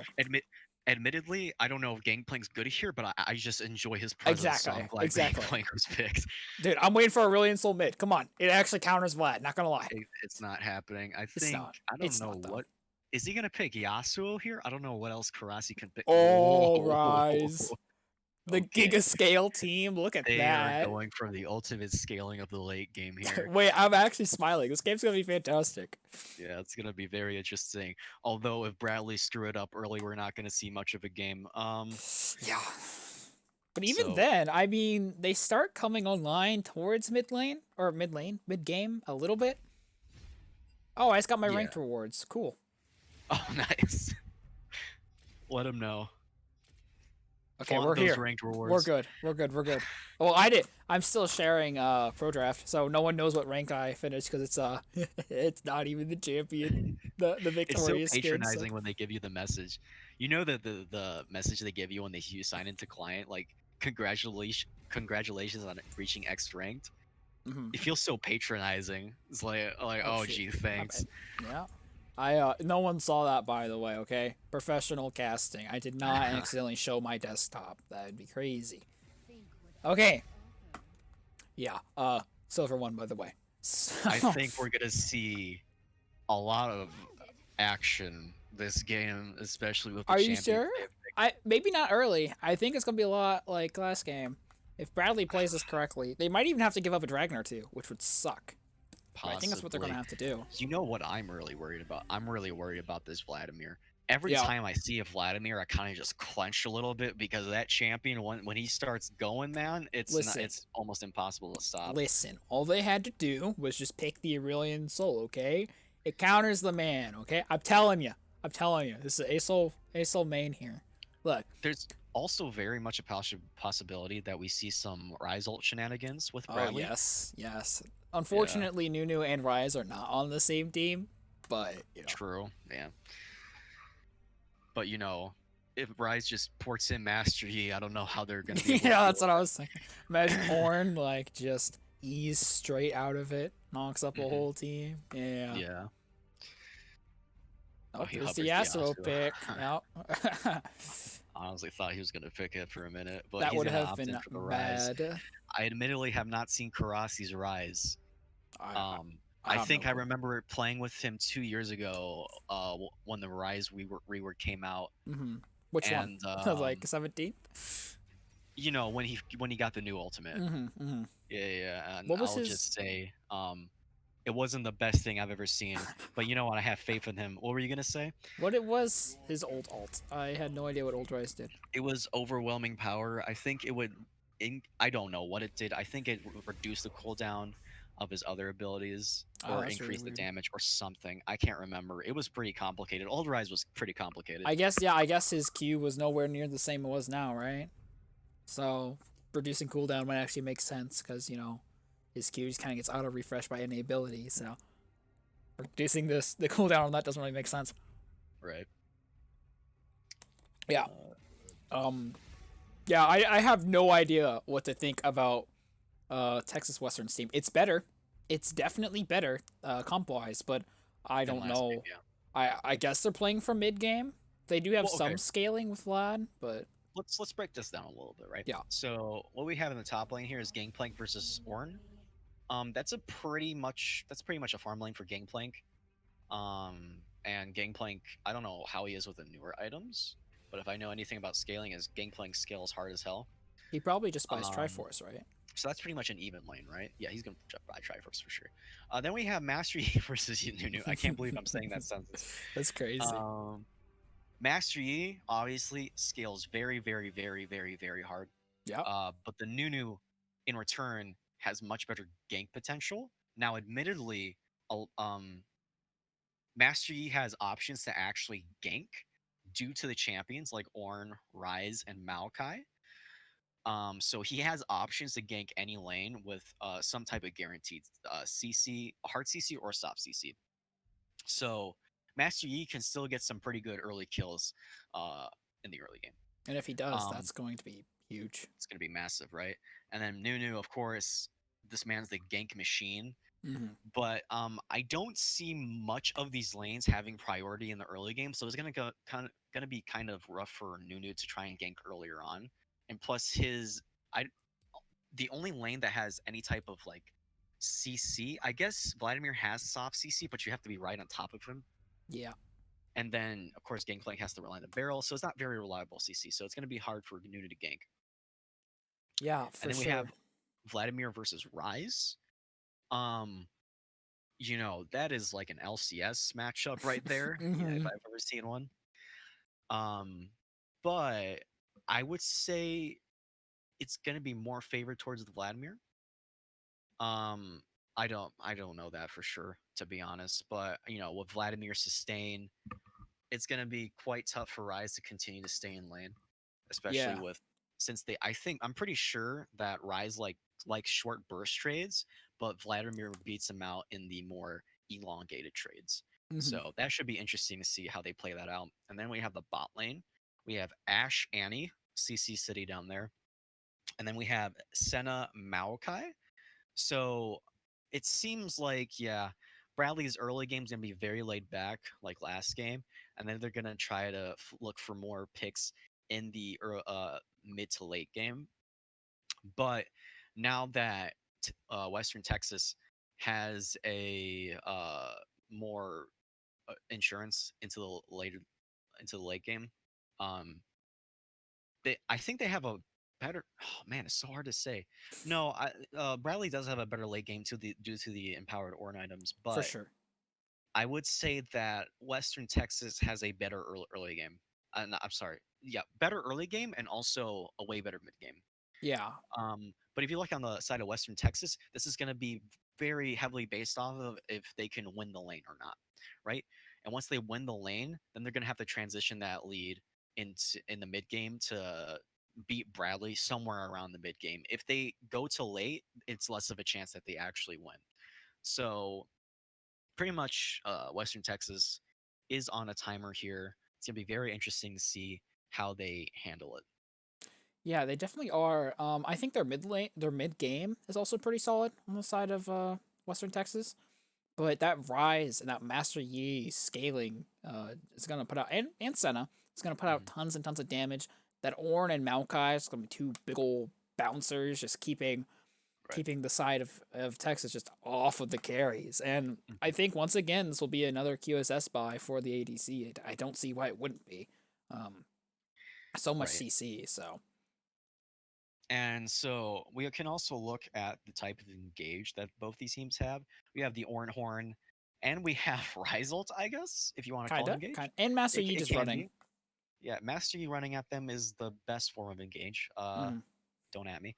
The Maokai ult, of course, has the Maokai W, so there's quite a few forms. And then we have Nunu, Snowball, Ash Arrow, and Annie's Tibbers. And This is a Gangplank pretty ult kinda. even. Honestly, this is a pretty even game, in my Mm-hmm. opinion. This is gonna be very. It's gonna be very interesting to see how this plays out. Yeah, I think both teams have strengths and weaknesses, but overall, I think they're both pretty even on like how good they drafted. It's just that their strengths are at different times in the game. Yep. Yep. Okay, so Senna opts in for cleanse. This is perfectly fine. Because Annie Tibbers and Ash Arrow, and we're Load already Rider. in the game. Fantastic. All right, I gotta make sure I'm not going crazy and make sure that we actually do see the correct screen. Mm-hmm. Because my Discord overlay decided to block it. There we go. We're good. Let me take a look. Should be good. So. Yeah, we're good. Yep. And then are we synced up as well? I think I'm 1 second ahead. Okay, I shall speed up. There we go. We're good, I guess. Sped up. Alright, yep, we're good. Cool. Alright, so right off the bat, we're seeing that both junglers are going to be opting in for Ember Knight, which is basically challenging Smite, if you don't know. So that's interesting. I would kind of think that Nunu would want slowing Smite just for more guaranteed ganks.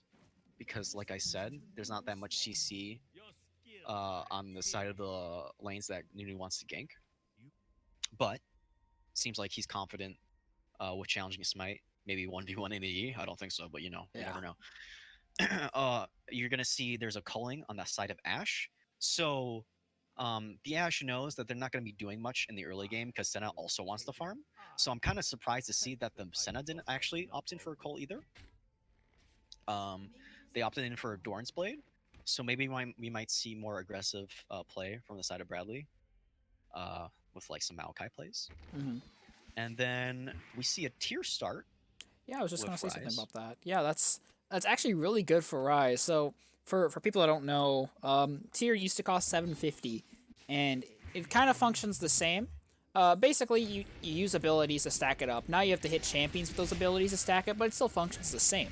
The big difference is that now it's a starting item. And for champions like Ryze, that really depend on mana, that is just so huge.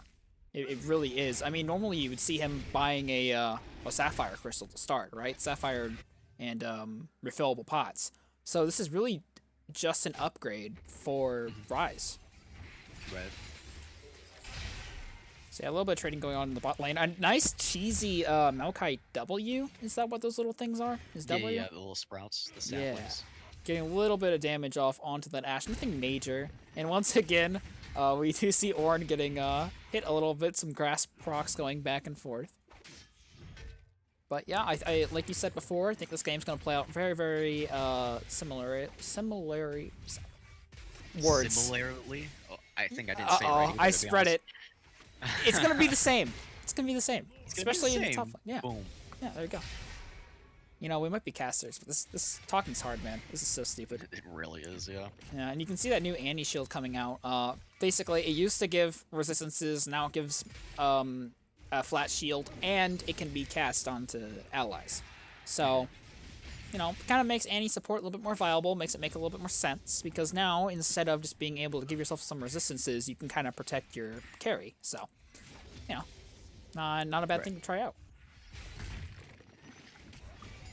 So, yep, just a little bit of poking back and forth. Ooh, a nice barrel onto the Ornn, chunking him down to about half, and a nice grass proc at the end with that Parley? Is that what it's called?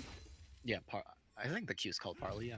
I think it's like an extended R, though, because get it? He's a pirate. Haha. Yeah, Parley. Yeah. So, who do you think's going to get the first dragon this game? It depends on which lanes have prio. And if we're talking about which lanes have prio, it's probably going to be Western Texas. Probably. Yeah. I mean, they're because early. Nunu can easily take dragon early, right? So. And like we were saying, their early game is just kind of overall better than Bradley's, so that would make sense. What I would like to see is kind of a little bit. Ornn's kind of going ham top lane. He is, yeah. Gets that clap. Now the trade's about even. Nice Q hit too, chucking him down even more. Wow. Ornn kind of taking back what was his and breaking down that health bar and Gangplank a little bit. But I would really like to see Master Yi kind of play for Rift top. Because you know, it's kind of obvious, like you said, that Texas or Western Texas is going to try and play for those dragons, those drakes. So if we can see Master Yi kind of saying, okay, you can have those, I'm not going to be able to get them, but I'm going to try and take a Rift. If the lane... Here's the thing, it depends on what the Drake is, right? And we see that it's Cloud Drake, and it's about to spawn in 30 seconds. You know, let's think about Cloud Drake for a second, who would have benefited more from it. I think that, obviously, Western Texas benefits way more from the Cloud Drake, so it might be worth contesting if you're Bradley I just don't see if they can, is the thing. Yeah, Bradley doesn't really mind a Cloud Drake either.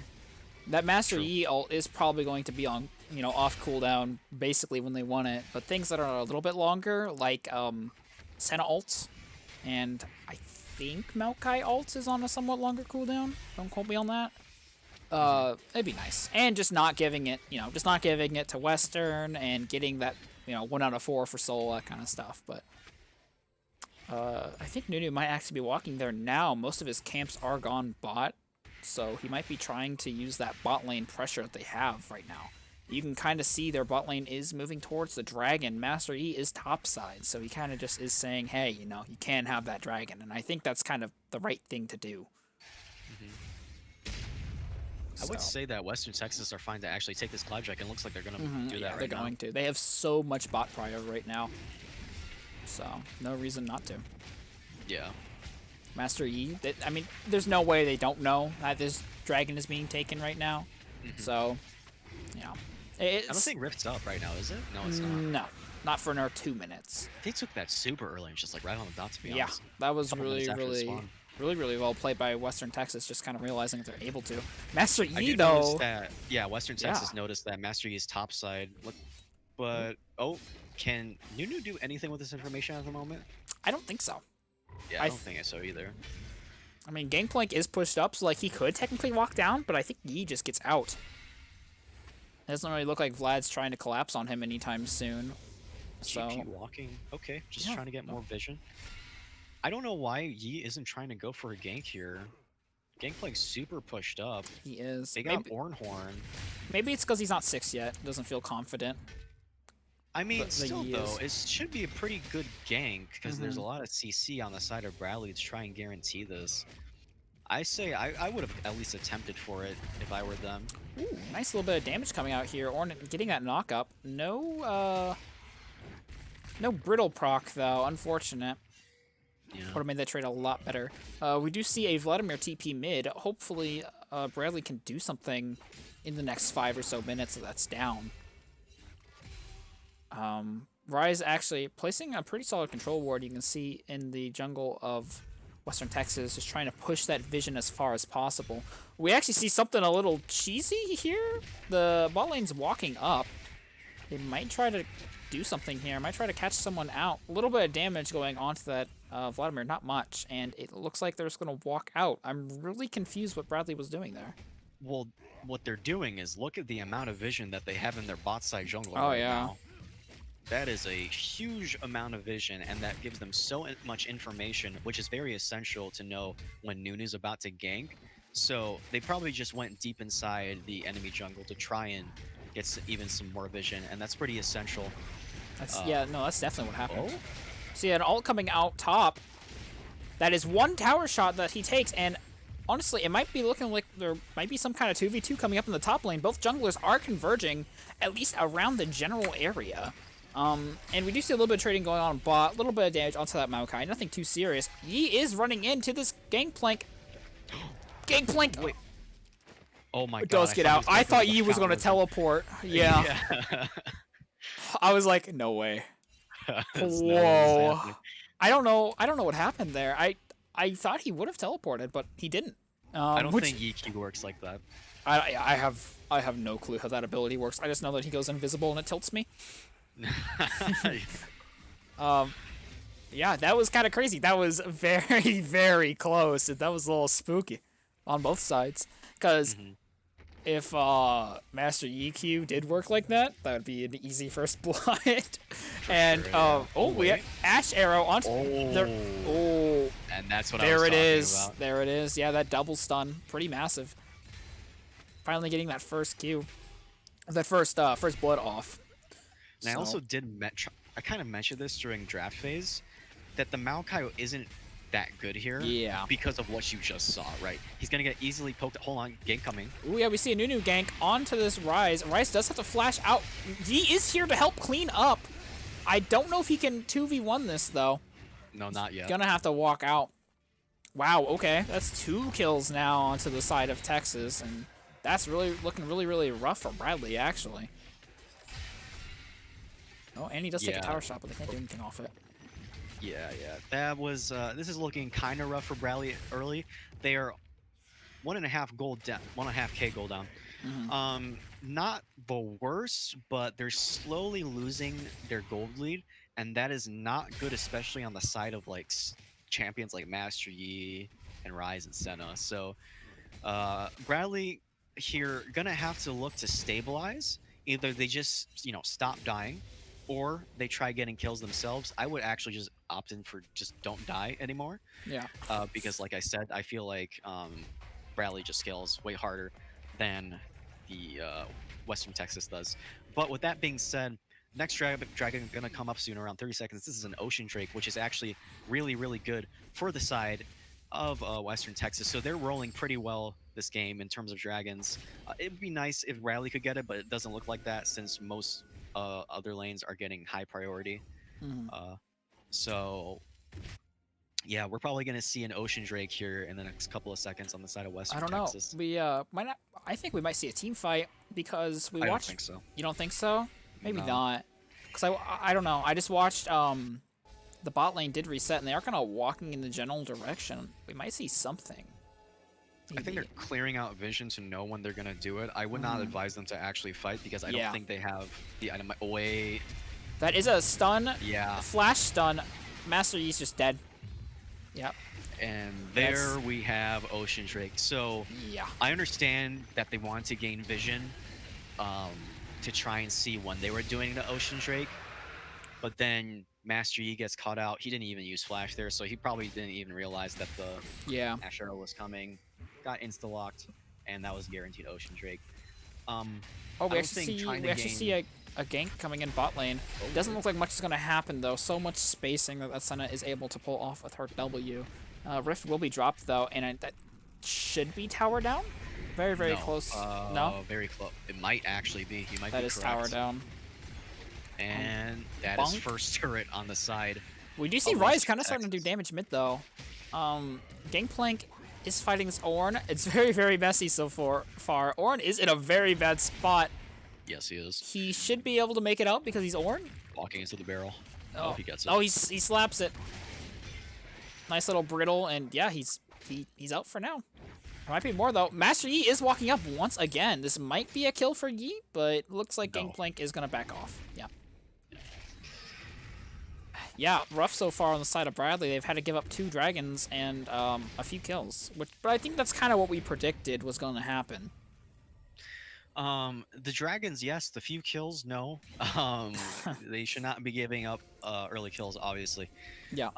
It's gonna bite them pretty bad as we keep going because, again, the less gold that these champions have specifically, the worse it gets for them. I wouldn't be surprised if Western Texas was able to snowball even more and pretty much end the game around 25 to 30 minutes. Really? They already got first turret gold, so that's massive for them in terms for the Ashe, the Nunu, and the Annie. You're going to probably see them now try to translate that gold lead into any lane. It doesn't need to be mid. And if they can continue to get more picks off of the Ash Arrow and the Tibbers, it's not going to be good. It's looking pretty bad for Bradley right now, in my opinion. That's a bit ambitious. I don't think, yeah, that's not going to do anything there. Oh. Wait. That's a lot of damage. Like I said, the Maokai pick was on the move. Yeah. What do you think they should have... Oh, we actually do see a gank coming off up top. Nice airborne. Oh, unfortunately, that does not go to the Yi. That is not what you want to see. You have to give that to Yi, man. Yeah. I mean, it is a kill nonetheless, but 300 gold for a Master Yi means a lot more than for an Ornn. Okay, Nunu ult just randomly coming off. All right. Yeah, maybe trying for a little bit of cheese there. Ooh, if that root would have hit, that would have been nasty. Master Yi is looking mid once again. I don't know if I believe. A little bit of damage here coming out from the... yeah, Annie should die here. Who else is that? Oh, that is Nunu. Nunu dies too. No, he doesn't. He's out. Late TP from this Vlad. He's looking for more, though. Half HP gone. Gangplank ult coming down, not doing much, and that was really messy, but Bradley got 2 kills, I guess. So, there's that. I think they only got 1 kill. They got 2 there. Oh, wait. No, they did. No, the Master Yi got a kill top. Or the Ornn did. That's right. They only got 1. You're right. Yeah. But that was still more Western Texas sided due to the fact that For sure. E died again, Hmm. and only Annie died. So it was fine. But it's good that Bradley was able to get a return kill at the very least. Yeah, this But yeah, game they were is still more Western Texas sided. looking rough, looking rough. Do you think they should probably start playing for these dragons pretty soon, or? Well, now as Bradley's now starting to get their first items, Mm-hmm. um, they should be able to fight now. Especially now, Master Yi has Kraken Slayer.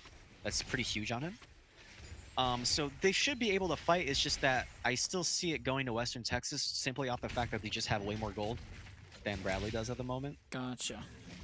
But this next dragon about to spawn in about a minute, and looks like we're rolling with Mountain Drake.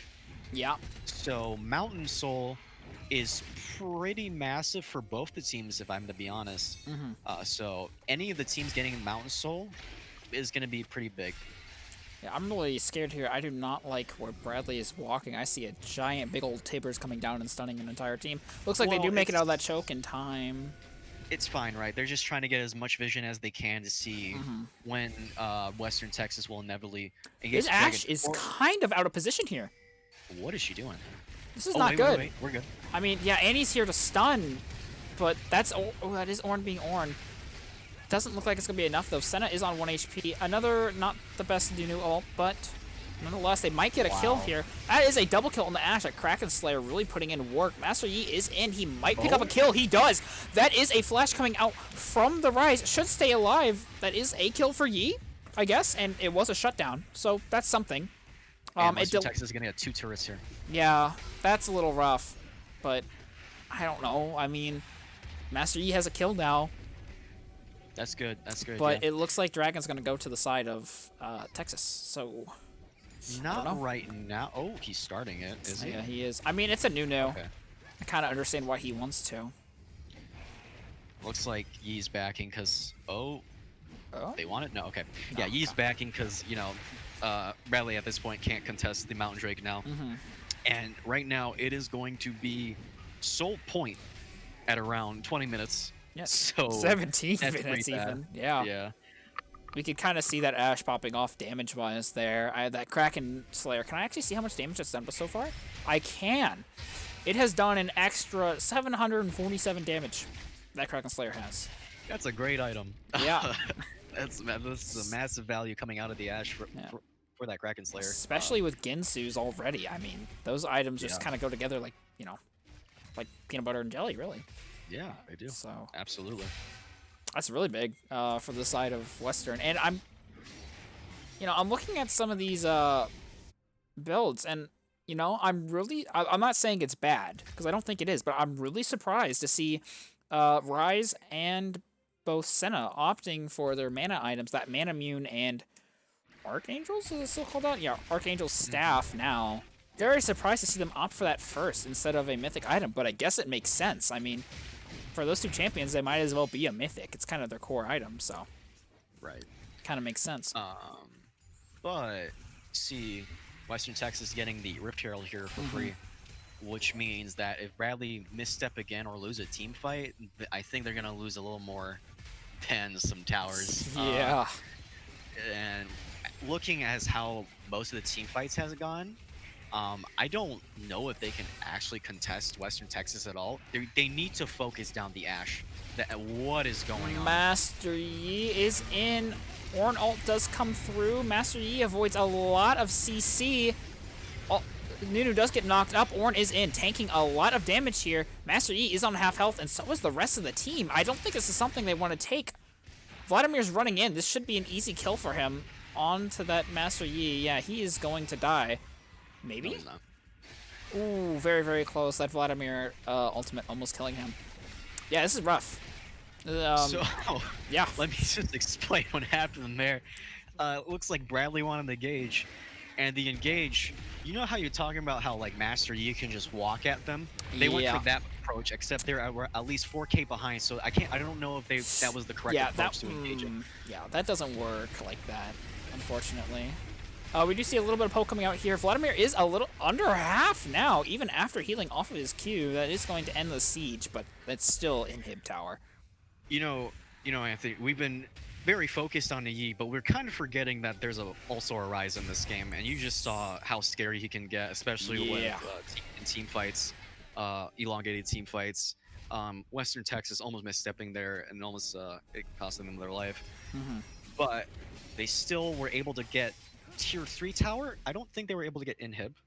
No, inhib still stands. Breaking open that tower for mid inhib is huge. So, this means that, again, if they lose a team fight outright, like all 5 members, or I would say more than 3 members dying, it's really bad.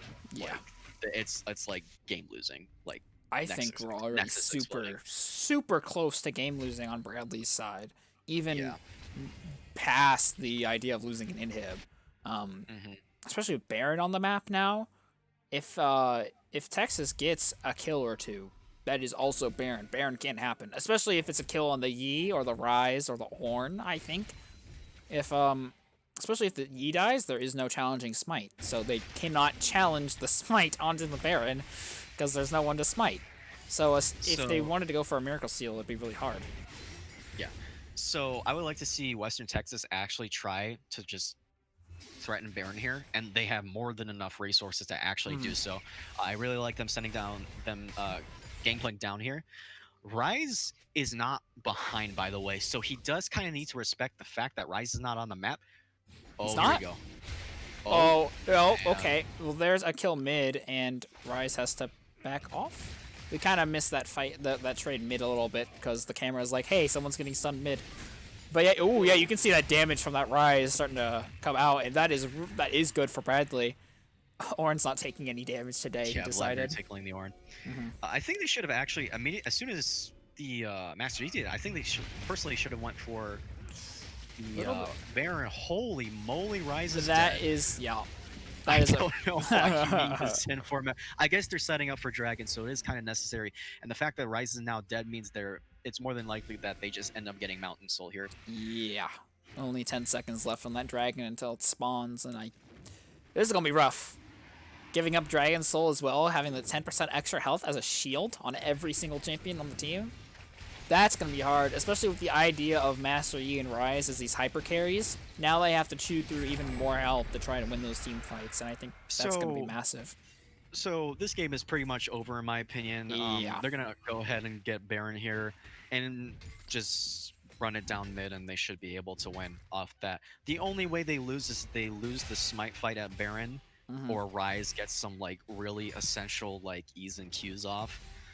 But they're actually resetting, making sure that they have even more items here before going into the Baron, because I think Texas realizes that this is going to be probably the last team fight of the game. Yeah, I'm going to be... Oh, sorry. Yeah, go ahead. I was just going to say, I want to be optimistic. I want to say I believe in the Rise and Master Yi carry, but it's Western's going to have to int really, really hard for any kills to come up in the next team fight. They're going to have to misstep, and it'll be bad. In my opinion, if the Yi's having so much trouble getting hit by all of those stuns, I think he maybe should have opted in for a QSS earlier. But we're not seeing that out of him. He's actually building into the new Rage Blade now, which is fine. Actually, if he does end up finishing that Rage Blade before the game ends, it's pretty huge. Yeah, because that is a lot of damage. Oh, Gangplank stepping up a little bit. That is spooky on the side of Bradley. That's not what you want to see. And some vision's gonna be getting cleared in Baron Pit. There's also gonna be Rift Scuttle being killed on the side of Texas. So it does look like some kind of Baron call will be made, and there it is. And they're gonna burn this down super fast. Yeah. Use Ash and the Gangplank. Gangplank's not even there. The Vlad damage. Yeah, and here might be the steal of a lifetime. Master Yi's probably going to go in. Nope. Yeah, he's dead. Not even close. Yeah, that's not what you like to see. I mean, I don't blame him necessarily, and I think we're actually going to see a kill bot lane here. Good flash from that Rise. And a little bit of fights going on here. Who is that? I can't even see who that is. Someone flashes in. It was Annie. Annie flashes in. Warren ult coming in. Oh, really good heal. Annie should have died there, but a good heal from the Velocity 1 Ashe player. Nice double, and yeah, I think this game's over. Yep, this game's pretty much over. Yeah. Yeah, that was pretty much a stop. I did like the idea with Bradley's composition. Damn, he just That is carved that. drift master, dude. Multi-track Yeah. drifting right there. But Dude, yeah, I like the idea of what Bradley was going for here. But the Yi wasn't the play. I think No. they're gonna have to just put the Yi in the backlog, not the backlog. Just retire it for now. Pick a different jungle pick that's a little more consistent than Master Yi, and just go into the next game with a fresh mindset. Yeah, But yeah, for sure. Western Texas is just gonna absolutely stomp this game at 25 minutes. Honestly, I think they are. they're just messing around at this point. Maybe? Come on, hit the Nexus. Okay, there we you go. go. Okay. Honestly, the Ashe was so key. I think Ashe with Kraken Slayer is extremely strong right now. That's kind of what we've been seeing from these past two games. I think Western Texas realized that too. That's why they ended up first picking it. I would actually advise both teams to now ban Ashe, honestly, because that champ is ridiculous. We've seen it for what, 2 games now, and each time Ashe was on the team, that team ended up That winning. team has won, yeah. But yeah, I like the idea behind Mass G. It just didn't work. But we're gonna see a new team comp, probably A new game. Oh, a new game. tournament code is invalid. Try that again. I'm getting an invalid tournament code for the third one. Which is interesting. Are you able to join the lobby?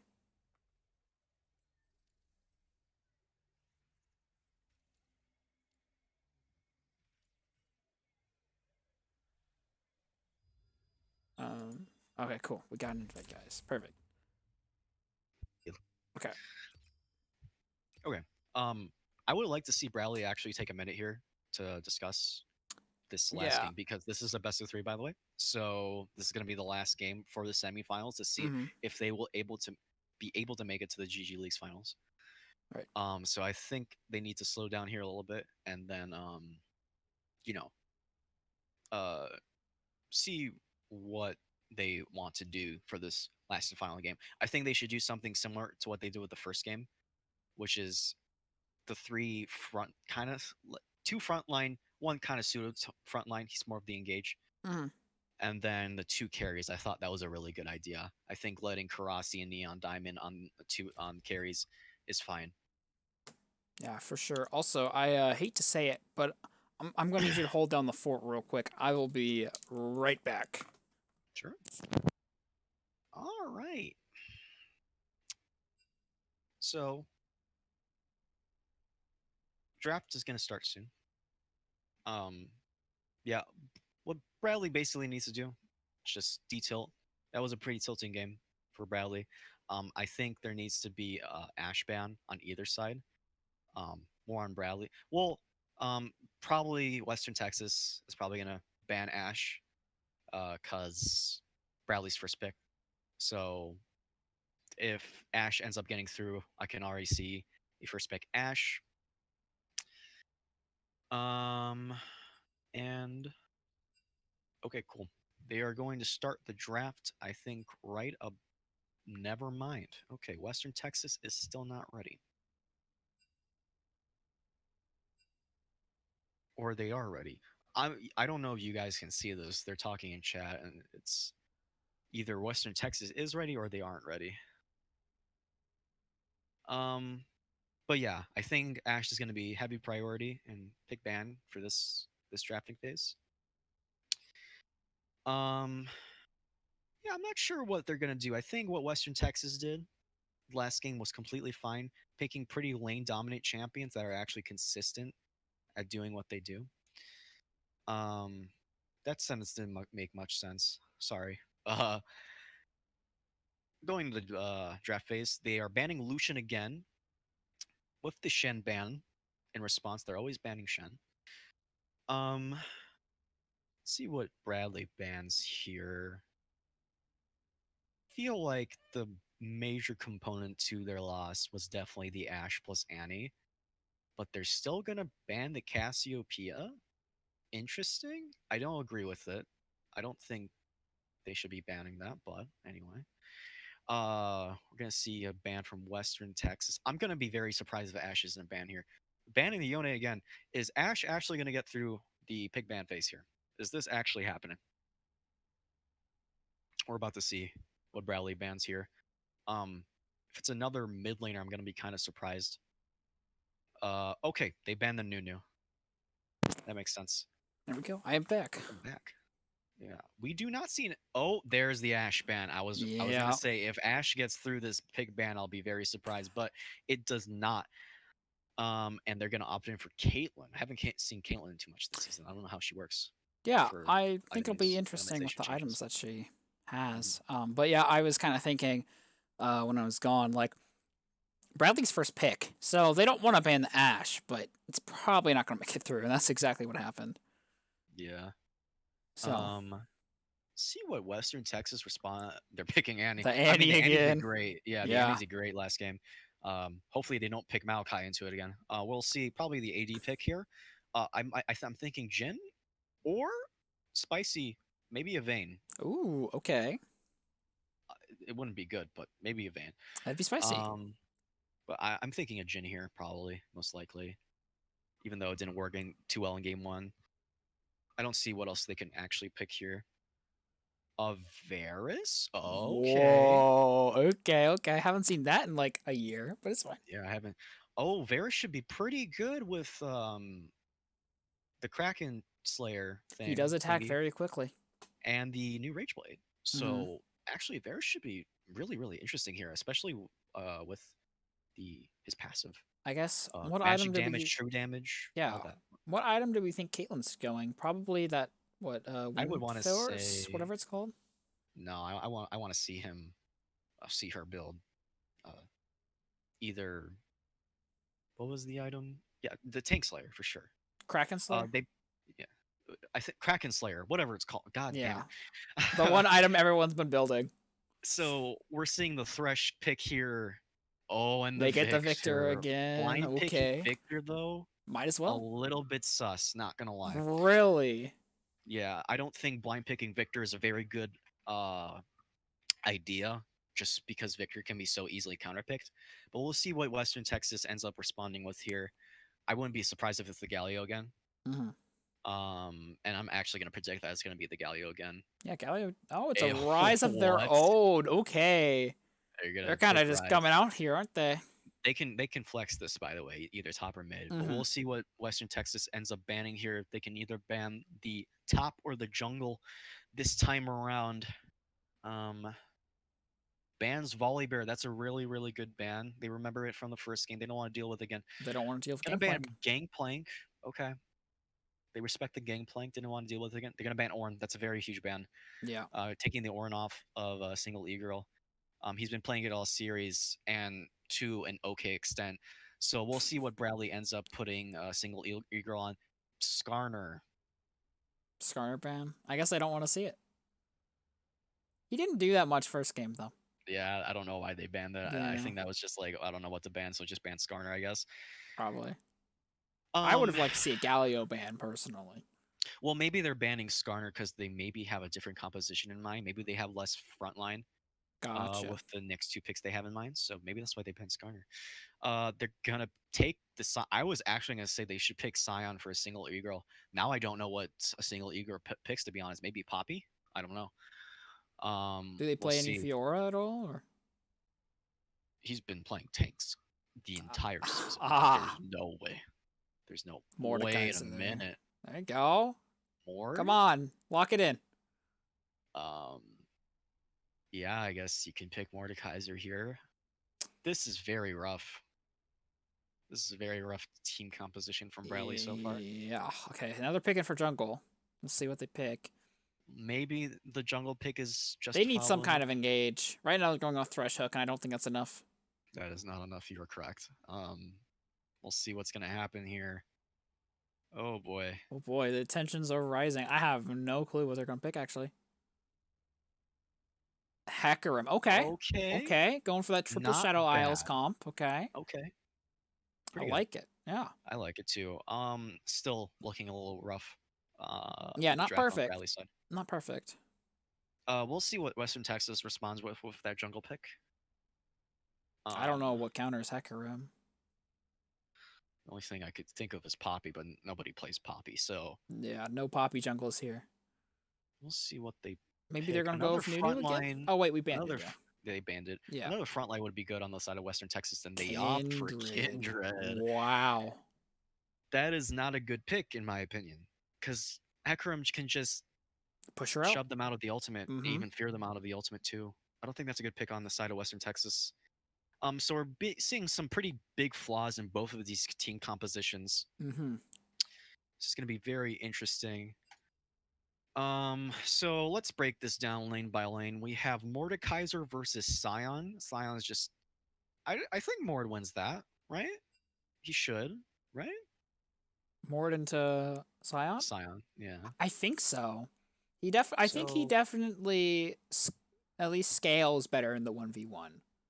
With all so the that max should health be, items he can buy. so top should be okay. Then we got jungle. Hecarim versus Kindred. I don't think Kindred wins that at all. I think that was a pretty bad pick on the side of Western Texas. Yeah. I see what they're trying to do, with trying to like reset the team fights with the ultimate, but the fact that there's some displacement going on with Thresh Hook, Thresh Flay, well, Mordekaiser E, Hecarim bumping into you, Hecarim ult. There's just so much displacement that the ult doesn't really work. Yeah. And then for the mid, Victor versus Rise, that's pretty much a farm lane, in my opinion. Skill matchup, as the procasters would say.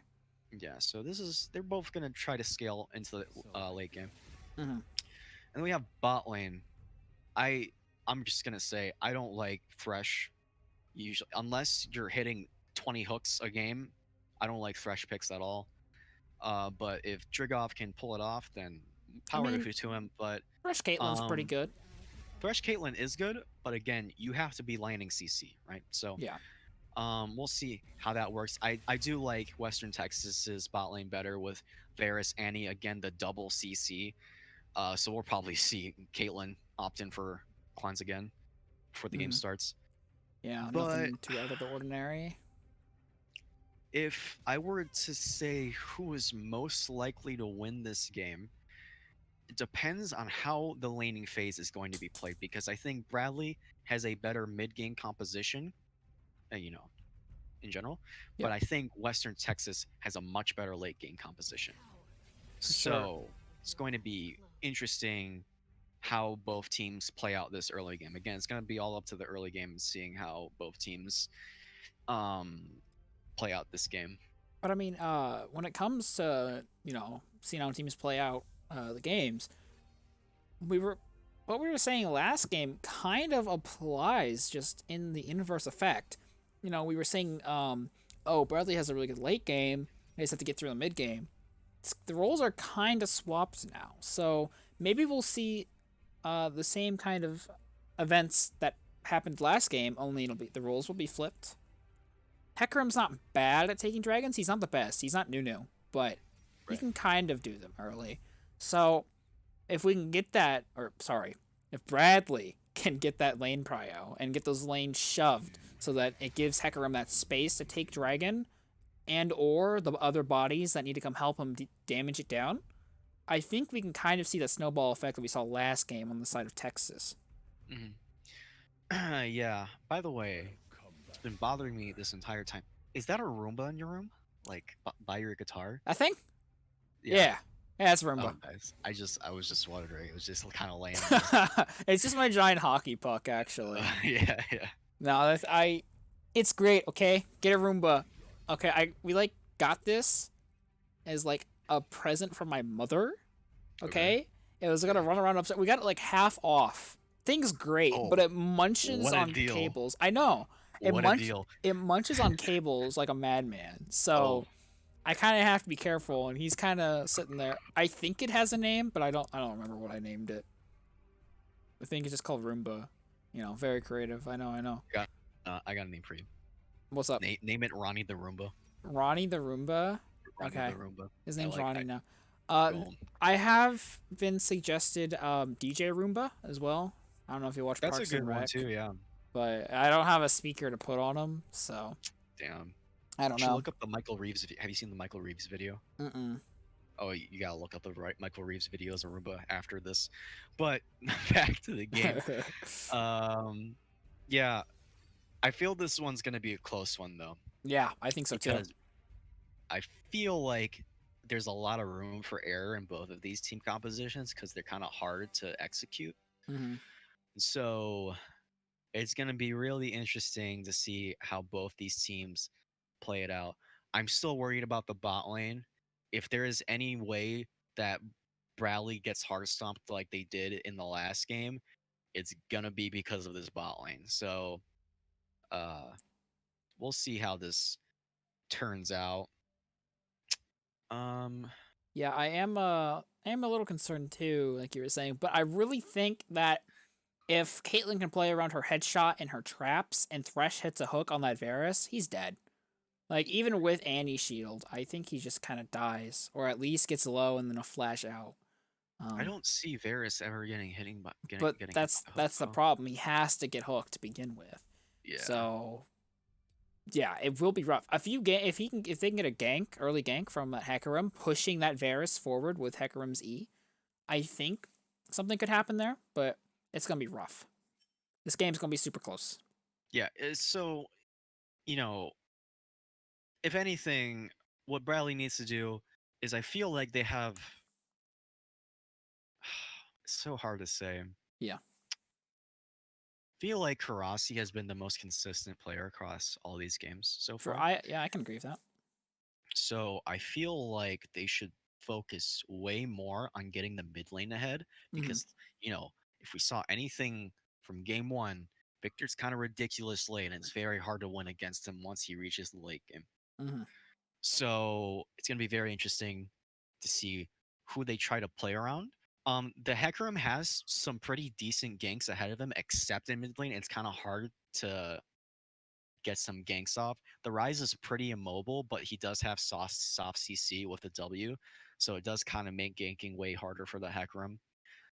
The only way I can ever see Rise getting ganked is obviously mispositioning, and also the Victor bubble, which is the W, I believe. Mm-hmm. So, Yeah, if Hecarim um, gets a good angle, like if he can cheese a E through the little corridors next to the tower, maybe. But then you know he doesn't have to go that far over, but he does have to step into the jungle of Western. and So, here's also a highlight. I think, like I said, I just think Hecarim outright beats Kindred. mm-hmm. So, Um, also, it's gonna rely heavily on how well Kindred is going to be able to play the early game. Luckily, she has some pretty decent CC in each of the lanes for some pretty good ganks. So if Kindred's actually able to get some marks off, this game is going to be very hard for Bradley to win. For sure. Um, but yeah, uh, let's go back to the Hecarim here. Um, Hecarim and Mordekaiser, there's some anti-synergy there, kind of a little bit, A little maybe not bit. that much. Not as bad as As like long as Mordekaiser Hecarim Galio. doesn't lead in with ult or something, right? Mm-hmm. Uh, but there's some, Mordekaiser can easily have some pretty decent CC, the E, and the ult in a way if they use it correctly. As long Yeah. as Hecarim does not ult first, he should be able to use it. I see a lot of good targets for Mordekaiser ult. Like almost anyone on their team is good because four of them are squishies: Kindred, Rise, Varus, Annie. You, if you ult Varus or Annie, you probably win the 1v1. If you ult Kindred, you take her ultimate out of the fight. If you ult Rise, I don't know if he can straight up win a 1v1. He might be able to if he lands, his abilities in the Shadow Realm. And then if you take Scion out, they have no tank. So the best they could do is find those angles with a with the Hecarim ultimate. Yeah. Also, Mordekaiser can just ult Kindred out of Lamb's Respite. Mm-hmm. Actually, Mordekaiser can also just ult anybody out of Lamb's Respite. Yeah. This Kindred, if anything's gonna lose them the game, it's this Kindred pick, in my opinion. It's Mm. not have anything. It's not gonna be anything to do with the fact like if Kindred's playing good or not. It's the fact that the composition that Kindred's playing into is super difficult to actually play into. Yeah. I definitely agree. Oh, my league is being very weird. There we go. Okay. We're good. We're back. Had a... I think you're a second behind. I think so too. I will... What is a target frame? I don't know I what... have no clue. We're gonna turn it off. We're gonna see what happens. And then I think that's all good right there. I have no clue what a target frame is, but it's off now. Okay. Yep. Okay. So yep, you know, nothing out of the normal. Everyone's running. Oh yeah, let me actually activate those time controls again so we can get caught up to speed. Even with that, you know, that 3-minute delay that we have to have, unfortunately. Yeah. So, right off the bat, you're gonna see Hecarim of Chilling Smite. Okay. I guess, yeah. Does Chilling Smite now steal the movement speed of the champion? Let's see. Does it? Yes, Chilling Smite deals 20 true damage to champions and steals 20% of their movement speed for 2 seconds. Whoa, So that's that is actually interesting. very beneficial for Hecarim. I can see Mm-hmm. why he goes into that now. And then we're gonna see what's it called? Challenging Smite on the side of Kindred. That is a really cool chroma for that skin, by the way. Look at that. Oh, that looks very nice. Yeah, Riot's kind of been stepping up their chroma game, and I'm very excited because, like, I've always loved either the black ones or the pink ones. I thought those were always like fire, in my opinion. yeah, there's some fantastic chromas. But yep, red Yeah. start for both junglers. Might be seeing an early gank top, depending on how the lanes play out. Maybe that's kind of where they're gonna path to. I mean, there's not much gank potential on the side of Texas, but on Bradley they do have the Hecarim, who can gank a little bit better than Hecarim. Or gank. Did you know Hecarim can gank better than Hecarim? A little bit better gank potential than the Kindred. So we might see something, but I don't know. We also see Nice that headshot. Varus is opting in for a Cole here, Mm-hmm. which is strange when you're pairing it with Annie, to be honest. Did they pick Cole the last game too? I don't remember. Is Velocity just flexing at this point? Because I understand the Cole pick. Oh wait, hold on. Look at this Mordekaiser. He is level 1. Lots of damage is going to come out. That minion wave is not in the Scion's favor. Look at him pop off on that Mordekaiser. And you were doubting him. You were doubting ASingleEgirl. You were. What? When did I doubt him? When did I Oh, say wait. this? Well, I don't know if you doubted him, but you were like, this man only plays tanks, and then he locked in the Mordekaiser. I mean, first off, he had no choice. Yeah. But I was gonna say, I said that Mordekaiser should win that lane. So that's exactly maybe I'm just going crazy. I think I'm just going crazy. I did say that. I think I said something along the lines of like SingleEgirl hasn't like been playing like that fantastically the past 2 games. So maybe that's what you were referring to. But I might in just be terms going of this, crazy. He should be. Yeah, I did say he should be winning this. Yeah. So, but it's fine. You were still correct. Oh, a little bit of contesting the scuttle. Victor is walking first. There we go. Kindred's actually kind of pincered here. I hope that they can communicate this. Looks like she's just gonna walk out. Hecarim does get that scuttle. That is huge, denying that first mark. Kindred mark always spawns on one of the 2 scuttles. The first one, that is. So, saying, nah, you can't have that mark early, it's pretty huge, actually. Hold on. Take a look what's happening here. Kindred really wants to get the second scuttle, but the Hecarim's not having it. Also, Victor has easier access to actually access this bot lane river as well as bot lane. Hecarim's a little bit of damage Kindred's also in trouble here. Yeah. Actually. Nice healing from that Hecarim, pushing her off. Bot lane is able to walk up because of the bot prio they have, and that is even Victor's down there. This is a party. We even have a trade going on top lane. Mordekaiser is winning these once again. Got that Conqueror fully stacked, hits one final Q and walks away. And on top of that, that is a double scuttle start for the side of Bradley, and that is what you'd like to see. Ryze is also very low on mana. He has to be careful mid lane. Yeah. this is a crazy game. Lots of action. I was not expecting it to be this action-filled this early, especially when you have that Scion and the Rise and the Kindred, but I guess that's Well, for this game, Bradley has kind of pretty decent early game champions this time around, so, especially like Hikrim and Mordekaiser. So that's why we're seeing a little more action than usual. But yeah, Hekrim being able to double scuttle Kindred, kind of huge. Yeah. That definitely delays Kindred scaling, and the fact that she didn't get her first mark is also very, very bad for her. But after this one, lands a hook onto the Annie. They can't go too hard though, because Annie just stuns. Yep, an auto, and that's about it.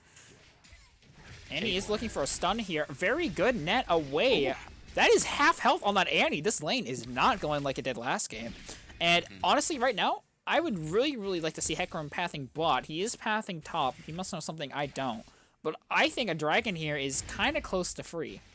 Well, it's kind of hard for Hekrim to gank right now since both lanes have hard priority. They're just consistently shoving in Western Texas's lanes. Ooh, close. And for good reason, because they're just absolutely smashing it right now. So Hekrim doesn't need to do too much here.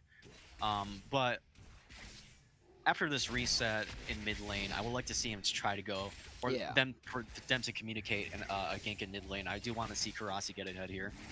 Yeah. Yeah, I mean, but this, these hooks are getting very, very close, which looks good for good old Drigov. Did I say that right? Drigov? Yeah, Drigov. Yep. Yeah. So I can't wait to see him pop off of those Thresh plays, because it looks like it could happen. Those hooks are getting extremely close. I mean, that's what chunked Annie down to half, so not looking bad, not looking bad. See the wave bouncing top too. Not bad for good old Mordekaiser here. Probably wanting to take out back somewhat soon. Oh, nice. Ooh, a nice E, pulling him out of. And he just hit 6. This is huge. Yep. Nice boop coming in. Sion does have ultimate. Flashes the Q. Okay, man. Is that a kill for Sion? Sion is probably going to try and ult out. That's a flash. Oh, he does get out, but that is everything. That is massive. For that Sion. That was, wow. That was kind of nuts. That was, wow. It looked cool. Yeah, it did. Oh, we might be seeing a gank bot lane? Yeah, and especially with that lane pushing top, by the way. Mordekaiser's kind of seeing another contest for the mark here. We are, and that is another blue rift right there. That is not what you want to see if you're a Kindred. She has not gotten a single scuttle this game, and that does feel bad. Oh wait, she didn't get it? That's actually tragic. That is so tragic. And you can see Mordekaiser now just kind of smacking that tower. The wave bounced back really, really well for him after that elongated trade, almost becoming a kill. So he didn't get a kill out of it, but he got flash for his own, Sion ultimate for his own, but he did get that wave pushed and a tower plating. And you can just see that difference top lane. I mean, look at the CS numbers. We're talking 52 versus 37. And a tower plating. Gonna end up and a dragon. Cloud Drake here. This is actually really, really nice for Hekrim. It does suck that it's not going to be a soul, because Cloud Drake on Hekrim is nuts, as it gives him that movement speed after you use your ultimate. And, you know, Hekrim loves his movement speed. It's also just nuts for Bradley in general. You got the Mortal, Hekrim ult, Victor ult, Caitlyn ult. This is not looking good. It's all good for all of them. Hold on a second. This is a Rise top here. He's think dead. Mordekaiser dies? Yep. Unlucky. That is tragic. Yeah, caught out, just not realizing that Rise rotated top. So the first blood does go to Texas, which does kind of suck. But honestly, they're kind of just down everywhere else on the map so far. Nothing massive. The gold is about the same, but you know, they're down a dragon. They're down some turret plating, a single one to be precise. And they just don't have the pressure so far that they were showing last game. A little bit of a trade is going top here. Angry. Yeah, it looks like the ultimate for Mordekaiser is just coming off cooldown now, so not much they can do there. He needs to be pretty careful because the Kindred's up top. Yeah, that's what I was gonna say. And he still doesn't have flash up. Yeah, I hope that he realizes that Kindred's there. She's not showing anywhere on the map, so he should be playing like she's there anyway. Yeah. But yeah, that was a massive advantage for Mordekaiser, especially getting the flash, the ult, and everything. And then I think, you know, crashing a wave or two was for Sion a miss. Oh, and even stops the back. Wow. That's pretty big. Sion's going to stay for that. I would say it kind of has equalized now, but if you look Mhm. at Scion's items, not really. Yeah, that is really a really sad inventory. And another thing to add, I don't think Scion should have gotten the kill, to be honest. I think it should have Yeah. been given to like the Kindred or the Rise. Oh, hold on. Oh, a little bit of trade coming out Good of E. here. I don't think Mordekaiser wins this, so he should He's probably be okay. careful, but he might be looking for something. He's okay. Okay. Yeah. Getting a little bit of vision down on the bottom side of the rift. Not much besides that, though. Mordekaiser again, just bullying this Scion, making him back all the way behind his tower, and that it will be another wave shoved that Scion will miss because he does not have TP to get back. Something that's also worth mentioning is that there is a huge CS gap in the mid lane right now. Oh yeah, there is. Yeah, about 15. And I have said that you need to get Karasi ahead, in my opinion. Mm-hmm. It seems like the bot lane's actually doing pretty okay, but the Varus's Cole is about to finish pretty soon, and that should be able to kind of equalize or even like get ahead in gold of the Caitlyn. Oh, Ooh, we see trade coming out here. Lots of damage onto that Rise, but he can kind of just run away. Still, very good trade for Karasi here. And he has Tibbers here. Mm-hmm. They gotta be careful a little bit. I Fresh think, walk him up. yeah, they still have a ultimate combo, barring not as good as Ashe and Annie, in my opinion. Yeah. But still pretty solid. That Varus being able to root anyone who is stunned by the bear, so not bad in the slightest. I would kind of like to see some objectives maybe taken soon. We actually do see a little bit of a fight going on here in the top lane. Mordekaiser is up a level. This is boopable. He decides not to ult. And Hecarim is going for the rift. Why not, you know?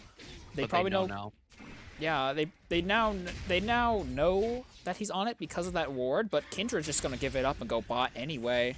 And especially with Rise in base, you know, there's not much they can do. So We might see a gank here pretty soon by the Annie. Flash Tibbers, a Varus ult, either one. Yup, there's the Varus ult. good cleanse. misses the Oh, stun. nice hook. Kindred is down there though. Thresh has to get out. He does flash out. I think he survives. You're fine. Yeah. Oh, very close. Oh, nice pick from that Kindred. But that's Rift. That is a Rift that they had to give up for that kill. Lots of flashes going out. Hecarim is looking to fight this Scion, not doing much damage to the big guy, and honestly, he should just kind of get out, push the wave, and drop Rift, because that is a tower down, waiting to happen. Whoa. Just doing it in his face. No respect for that Scion. They gotta be careful here though, because the Rise is coming up. Rise is walking up once again. Has This a could, decent damage here. yeah, doing lots of damage. This could be deja vu. That tower does not fall just They're yet. trying to get, Oh, what is Hecarim going needs on? to ult out. That was very interesting, to say the least. Rice is walking up, but honestly, I don't think he can. ASingleEgirl does put out a lot of damage for what a Mordekaiser can do. And now you see that Now we do see a dragon. Texas is getting the Ocean Drake, which is very good for Kindred and Scion. So this is a pretty good role for Texas. But now you see both sides have a dragon each at this point, and let's see what they have rolled. They rolled an Earth Drake. Hold on a second. Ooh, that Rise. Oh, he's So dead. much damage. Wow. Nice pick from that Rise, cheesing in that bush. That is not what you want to see. Yeah. So this is actually starting to get pretty bad for the side of Bradley. It's still pretty even, right? But it's currently 3-0, and most of these champions are not supposed to be like early game champions, right? They're supposed to be late scaling champions, and they're starting to get more and more gold, and they're starting to scale a little faster. It's not completely out of control yet, right? But you know, you definitely don't want to see this if you are a Bradley fan. Yeah, we do see Hecarim, though, getting at Triforce. That is really, really nice. I know I've played... That early? What the fuck? Yeah, What happened? I've played a very small amount of Hecarim in my day, and I know Triforce is a pretty big power spike. I can only imagine it's even larger now due to the Mythic item rework, so he should probably be chunking pretty hard, and I think this is where they should be looking for some fights. Actually, you're seeing all items come in on the side of Bradley, which is very interesting. Not all on the. Oh, we see Kraken Slayer now for Varus and Ludens for Rise. Ludens for Rise and Victor is absolutely huge, but we do see more items on the side of Bradley now. Yeah. So if they want to pick a fight somewhere, they definitely have the resources to do it. Yeah, Bradley's actually done a really good job. Kind of, I don't want to say out jungling the Kindred, because I don't feel like it's that, but definitely out farming. She's only down by about 2 camps, but that is the difference in between that mythic item. So, I think they need to look for something here, especially because Texas is just going to get stronger as time goes on. You know. For sure. I think their next fight here is gonna be for Earth Drake. Mm-hmm. Oh, hold on a second. That Annie is not in range to land an ult there. Still a lot of damage going on to that Caitlyn, but not a kill. Okay, so you're beginning to notice that Mordekaiser is just tickling the Scion at this point. Mm-hmm. So at this point of the game, it's looking less likely that the Mordekaiser is gonna just beat the Scion 1v1 outright, but he should be able to actually get this tower due to how low it is. I would just... He is a level up now, wow. A little bit of damage coming out from that Victor. Victor is starting to do some damage as well. Not in the same way that Rise does, where he can put out a lot of damage over time, but definitely there is some burst to that Victor's kit, so might be able to get a few lucky kills on that Rise if he plays it correctly. I don't think Rise is going to let him do that, though. Also, yeah, this Varus has been hitting whatever that ability is like no tomorrow. So he's been doing really, really well with that. We do see Hecarim bot, but I think they have an idea that he's down there because they're backing off. Okay. Oh, nice. Okay, nice pull from ASingleEgirl. Hits that Q, too. Oh, he's doing a lot of damage, He's starting to do some damage because of that mythic item. Look at him start chunking. Is that the one that makes him do true damage? It is, yes. I think. Yeah, you're right. It's so the one... Since it's... So let's explain this item for a second. Hold on. Is he... Oh, he is looking for it a little bit more. If only that tower was down. We see a TP coming in bot. Nice flash from the Caitlyn. She should make it out. Hecarim hits an amazing ult here. Does not do the damage, though. And Rise is just scaling and dealing so much damage. A really good play. Mordekaiser is here. That is a kill for Mordekaiser. Victor's down here, too. Lots of damage coming out. That Scion should not have TP'd. This gank is over. And Annie dies to the explosion. That is a double kill. Scion has to ult out, hits tower, gets ulted by Caitlyn. Victor does look for that laser beam of death, but does not hit the Scion, nor does he die. And that looks like it's going to be a bot tower for Bradley. Holy crap, so much has happened there. And honestly, I think that was Bradley sided. Yeah, that was definitely Bradley sided. They're going to end up getting first turret here, too. The Mordekaiser TP was pretty good. He was able to get the shutdown on Rise as well. The Hecarim there kind of... It was okay. He kind of inted, to be honest. You think so? Yeah, it was...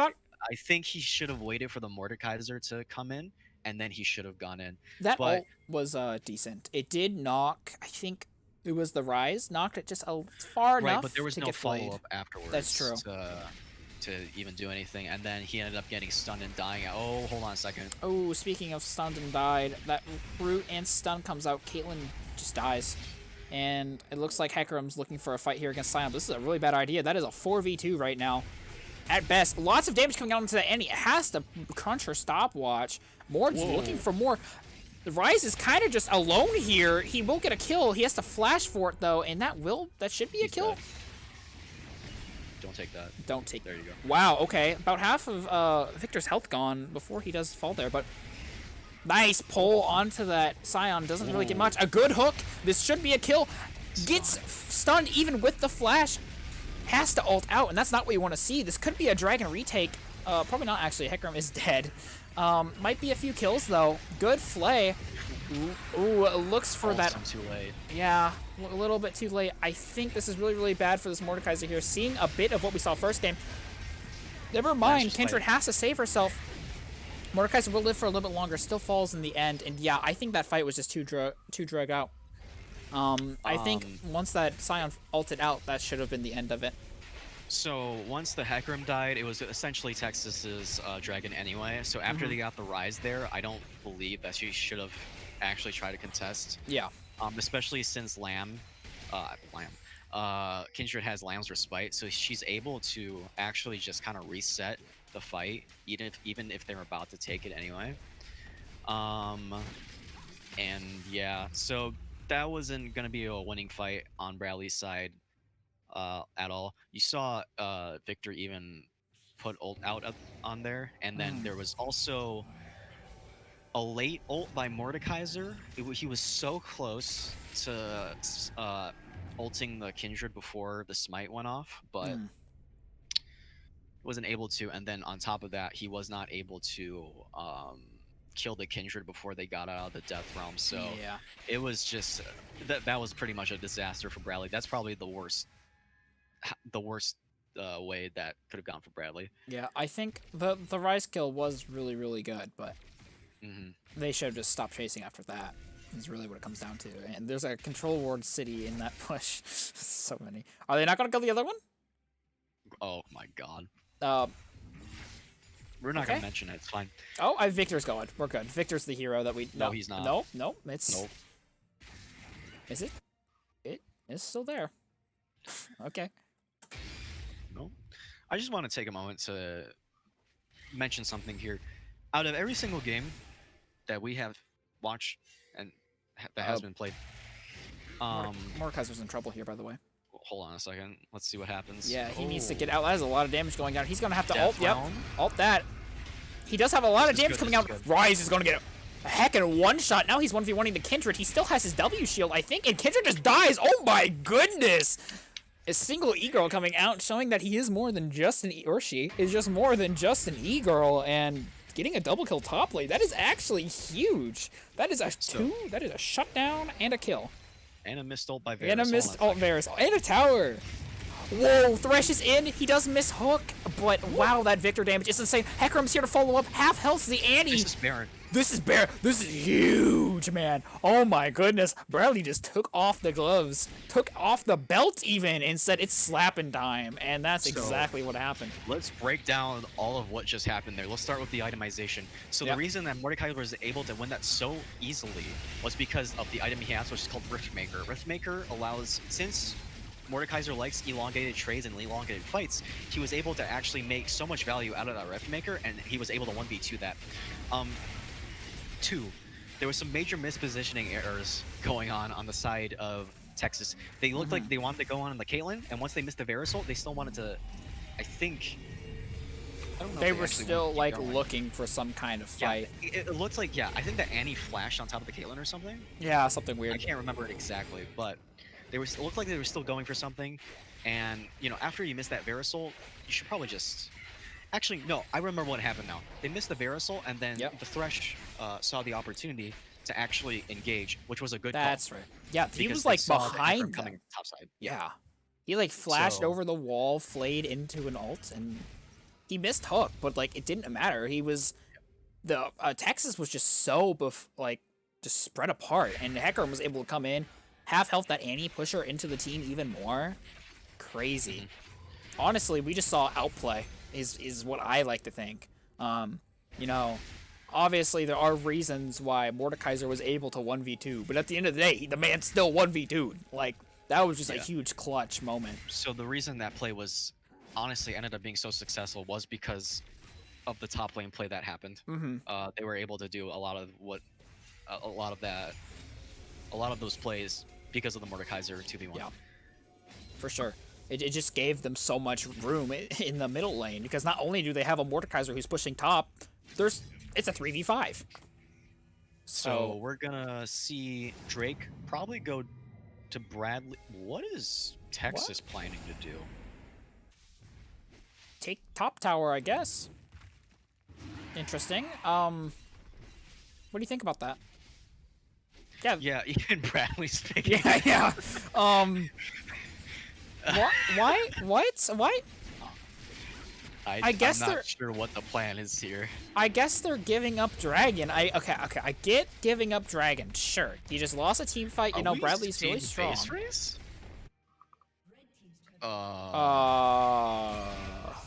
What now they're back in? They really wanted that top tower. I guess. Maybe the thought process was, okay, they're gonna get Dragon, let's at least get something. They lose so much. But they lose so much because Baron buff just gave so much value right there. What was the plan there? I'm very confused. That was not a good. That was not a. That's not. That's no bueno. I don't like that play. It leaves a bad taste in my mouth. And maybe that's because I went to the dentist today, right? I guess they thought that Bradley was still on the top side of the map or something, and they catch someone out, but that doesn't make any sense because Earth Drake's up, so obviously all the Bradley members are going to be towards Dragon. And even on that, they have that 4-second back from Baron, so it's not like they can't reset. I'm very confused by that play. I mean, for what it's worth, they got top tower, but they lost 2 towers and a dragon. Ooh. Oh. Honestly, they can just wait. Sketchy. This is kind of sketchy. Oh, wait, hold on a second. Victor. Oh, wait, Victor is pushing mid. Thresh is getting. Oh, Thresh did get that good heal, though. Nice heal. Got those Caitlyn traps to kind of barricade him out of that fight. And it looks like they're just going to follow them to mid. Yeah. I'm sorry. I'm still lost from about a minute ago. Yeah, me too. Oh, hold on a second. Wait a minute. I think he's just out. He's just zooming. Did they even see him? No, they didn't. I think that was some masterful Foggle war going on there. Wow, he's heading top now, getting pinged to find the enemy Kindred. He just takes it and runs. I mean, like, he's even going to go top and push top lane. The madman. Kindred has to back. We got Mordekaiser in the bot lane. I really, really, really like that. Just all that pressure he's going to be able to make. You know, apparently they can't send 2. That's not enough. So having that Mordekaiser pushing in that lane is very, very safe here. What do you think Bradley does to close out this game? I think they're in the driver's seat right now. Very, very close, though. Like, this is still anyone's game. Bradley just has the slight advantage, in my opinion. So what do you think they have to do? In my opinion, what they need to do is just they need to take more team fights. Like, obviously, right? Look at that damage. But, yeah. I think they just outright win team fights. But we haven't actually seen an outright team fight except maybe in the early game. We've seen more skirmishes than actual team fights. Yeah. But in my opinion, at this point in the game, Bradley should be able to team fight them outright. What I would also like to see, maybe, is kind of like a 1-3-1 composition once they get Baron again, because I do think this game is going to go back to Baron. It's up in a minute. But yeah, I mean, so 1-3-1 split pushing. I think they just outright win team fights. Yep. The only way I see Texas, Western Texas, winning this is if they end up killing the Victor or the Mordekaiser, catching one of them out while they're split pushing. Gotcha. I kind of agree with that. They have to be careful here. Most of Texas' team is up here at the bot lane or mid lane, top of map. But yeah, a Baron is going to happen. Both the Ryze and Mordekaiser are in the bot lane and have TP, so they can kind of join the fight whenever they want to. Bradley actually needs to be careful here. There's a 1-3-1 going on, but the lanes aren't exactly synced. They're almost synced, but not quite. They want to make sure they're not completely mispositioned, and not mispositioning like that. That could have been bad. Yeah. And now Baron's back up. Ooh, I don't know if I would have liked that hook. Yeah. Gotta be careful. Victor is pushing top though, which is pretty nice right now. All of Texas's team members are mid. We do see a few pings coming out from them though, so Victor should have to be careful. They want Victor. No one's going though. But they know if they go for Victor, then they have to concede another Earth Drake, which is actually a fine trade. So I think they should be going for Victor right now. They are starting to see. This is the problem that a lot of teams get into, and part of why my team is probably not in the playoffs. Is because you get to these situations where people are split pushing and you don't know what to do. You got Victor stuck up there. But are they calling Baron? Yeah, they're calling Baron. Yeah, they're calling Baron. All right. Wait, what is going on? Why were they so fixating on Earth Drake? It's not even Earth Soul. I don't know. And now they might be actually able to get Baron here. Yeah. Oh, Victor is here. Victor can put out a lot of damage. He gets ulted. He does get ulted. Oh, that is not good. This is actually huge for Texas. A good hook, and a lot of damage coming. That is an insane hacker room ult. Oh my god. That is... Mordekaiser is in. TP'd in. Gonna start... Oh, Smack. Tried to go for Varus. Had to flash out. Sion is in alone. Not a lot of mana. He has to walk out. Does not have ultimate as he used it to engage. A nice boop going on. A good double kill from Varus. Oh my god. That was a single Q? W? Whichever one it is. Huge. That is huge. That makes it a lot more even. Good that's very pull. fun. Lots of damage coming out from this Mordekaiser. That Void Breaker, whatever it's called, definitely fully stacked by now, and that makes it even possibly even a dragon can come out for Bradley. And why not? They have no one on the map except this Annie, who is low and out of mana, so he has to go back. And the only one who will be up to possibly even contest the Rise or contest the dragon, besides Annie, would be the Rise. So this is what I was talking about why Kindred's such a bad pick here. The Hecarimalt completely displaces them all. Kindred can't even get off Lamb's Respite to try and she didn't reset even the ult that fight fight. because she died so fast. So if Kindred was able to get Lamb's Respite off, then that could have been a massive team fight win. Because the victor's gone. He was gone way before the fight, and they were still able to win it because of that massive Hecarimalt they had. And that allowed Mordekaiser to get in the fight. And at that point, what is it? I think Rise and Kindred are already dead, so that's a lot of damage gone. It's only Sion, Varus, and Annie, so it's going to be up to Varus to try and carry. Yeah, and he just pretty much walks up to the Mordekaiser and dies. Yeah. So the reason why that fight was so close was because of that double kill that Varus got with his W. That's the only reason why that fight was so close. And even then, they still lost a Drake over it. So yeah, this game is looking a little bit better for Bradley. They are on Soul Point. They are definitely in the driver's seat this time. They have control over this game. They kind of control what happens, and I think we're going to see a Baron here pretty soon, or at least forcing a fight around it. Because if Victor wasn't in there alone, that would have been a very, very clean team fight. I mean, even after he died, he stunned 2 people, and his ultimate was seeking revenge. So even with that kind of botched team fight, they still did very, very well. So I mean, this is still kind of Riley is ahead of around like approximately like 60 gold. Not approximately, about 60 gold, and it's still kind of concerning because from what we saw Baron. last fight, he ults the Baron. I guess he. Why would they? This is bad. This is really bad. Annie's also walking in. She just kind of dies. Nice. All right, that's really huge. That is a stun. That Rise is going to die too. A really good hook onto that Sion, flaying him back. He has to ult out. That's the only way he survives. Rise dies. That is one major carry down. And this Mordekaiser can kind of, So, 2 giant blunders from both teams. I don't think ulting the snake was the play. But at the same time, Annie walking onto a trap. Oh, this Varus just dies, by the way. Wait, this is close. Maybe? A little bit closer than what I thought it would be. What is Kindred doing? She's just dead. This was a 50-50, and now it's a guaranteed Baron.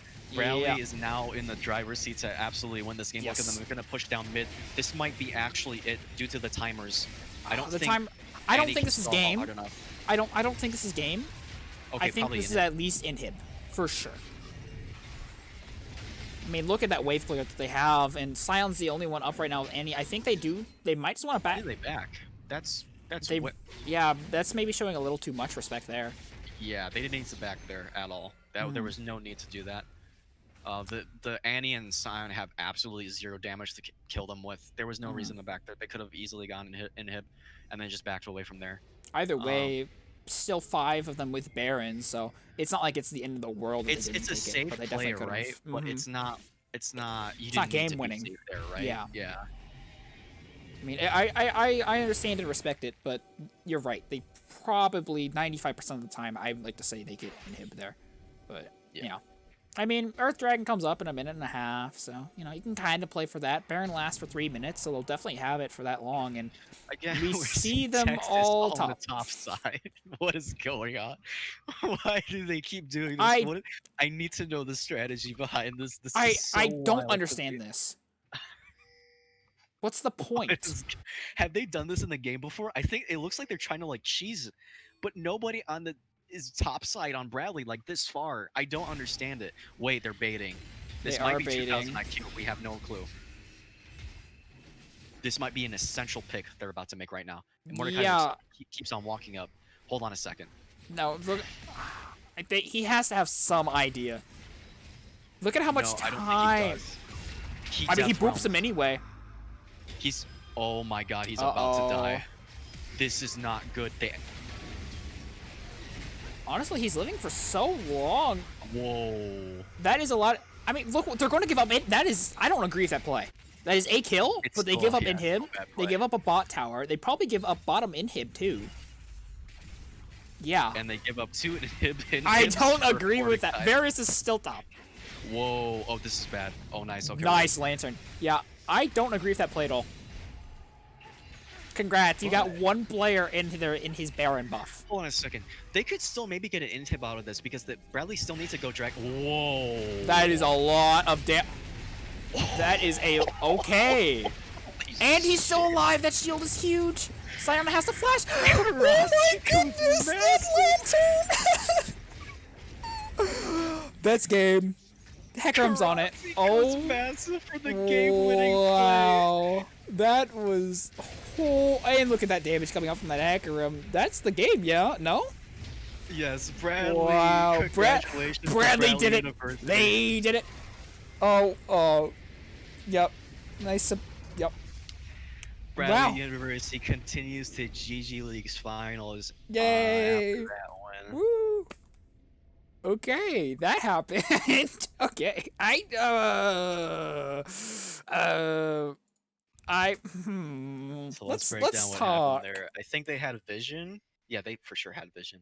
And Karasi essentially calling out the fact that yeah, they're gonna try to contest us at Drake, and Karasi knows Victor well enough to just know his damage, and he understands that you specifically see that he waits for the 2 backliners to be grouped up together and for the Scion to pass before he goes for a play like that.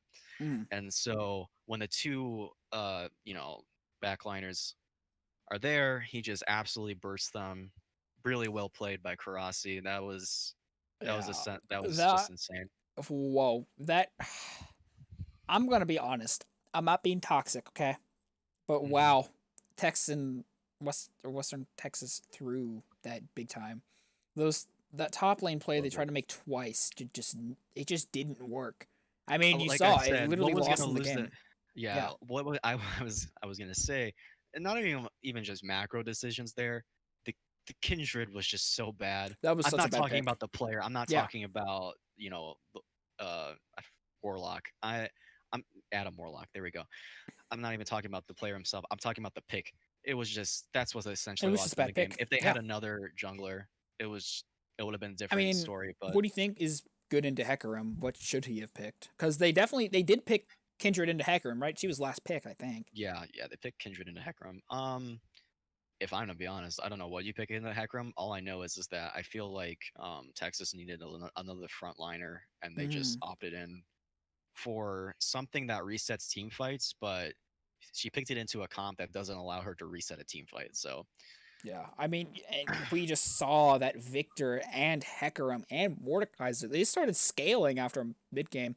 I mean, really, I think we kind of we talked about it a lot, but I don't even think we gave it enough praise about how much that double kill top lane meant. That actually meant so much. Mord getting that top double kill to transition into that Baron play was essential. And yeah, that was part of the reason why they won that game. ASingleEgirl coming out huge there. Yeah. Bradley really showing up after that second game. They were looking a little weak, but they just came back and just wow. They they did very, very well. Played to their strengths for sure. So yeah, I guess that's all for tonight. Bradley does move on into the finals for GG Leagues. Very, very excited. I'm pretty sure we're gonna be streaming that next Wednesday. Is it? Yes, again? we are. Yeah. Awesome. So yeah, I'll be down to cast that with Adrian. Adrian, fantastic job as always. Great casting with you.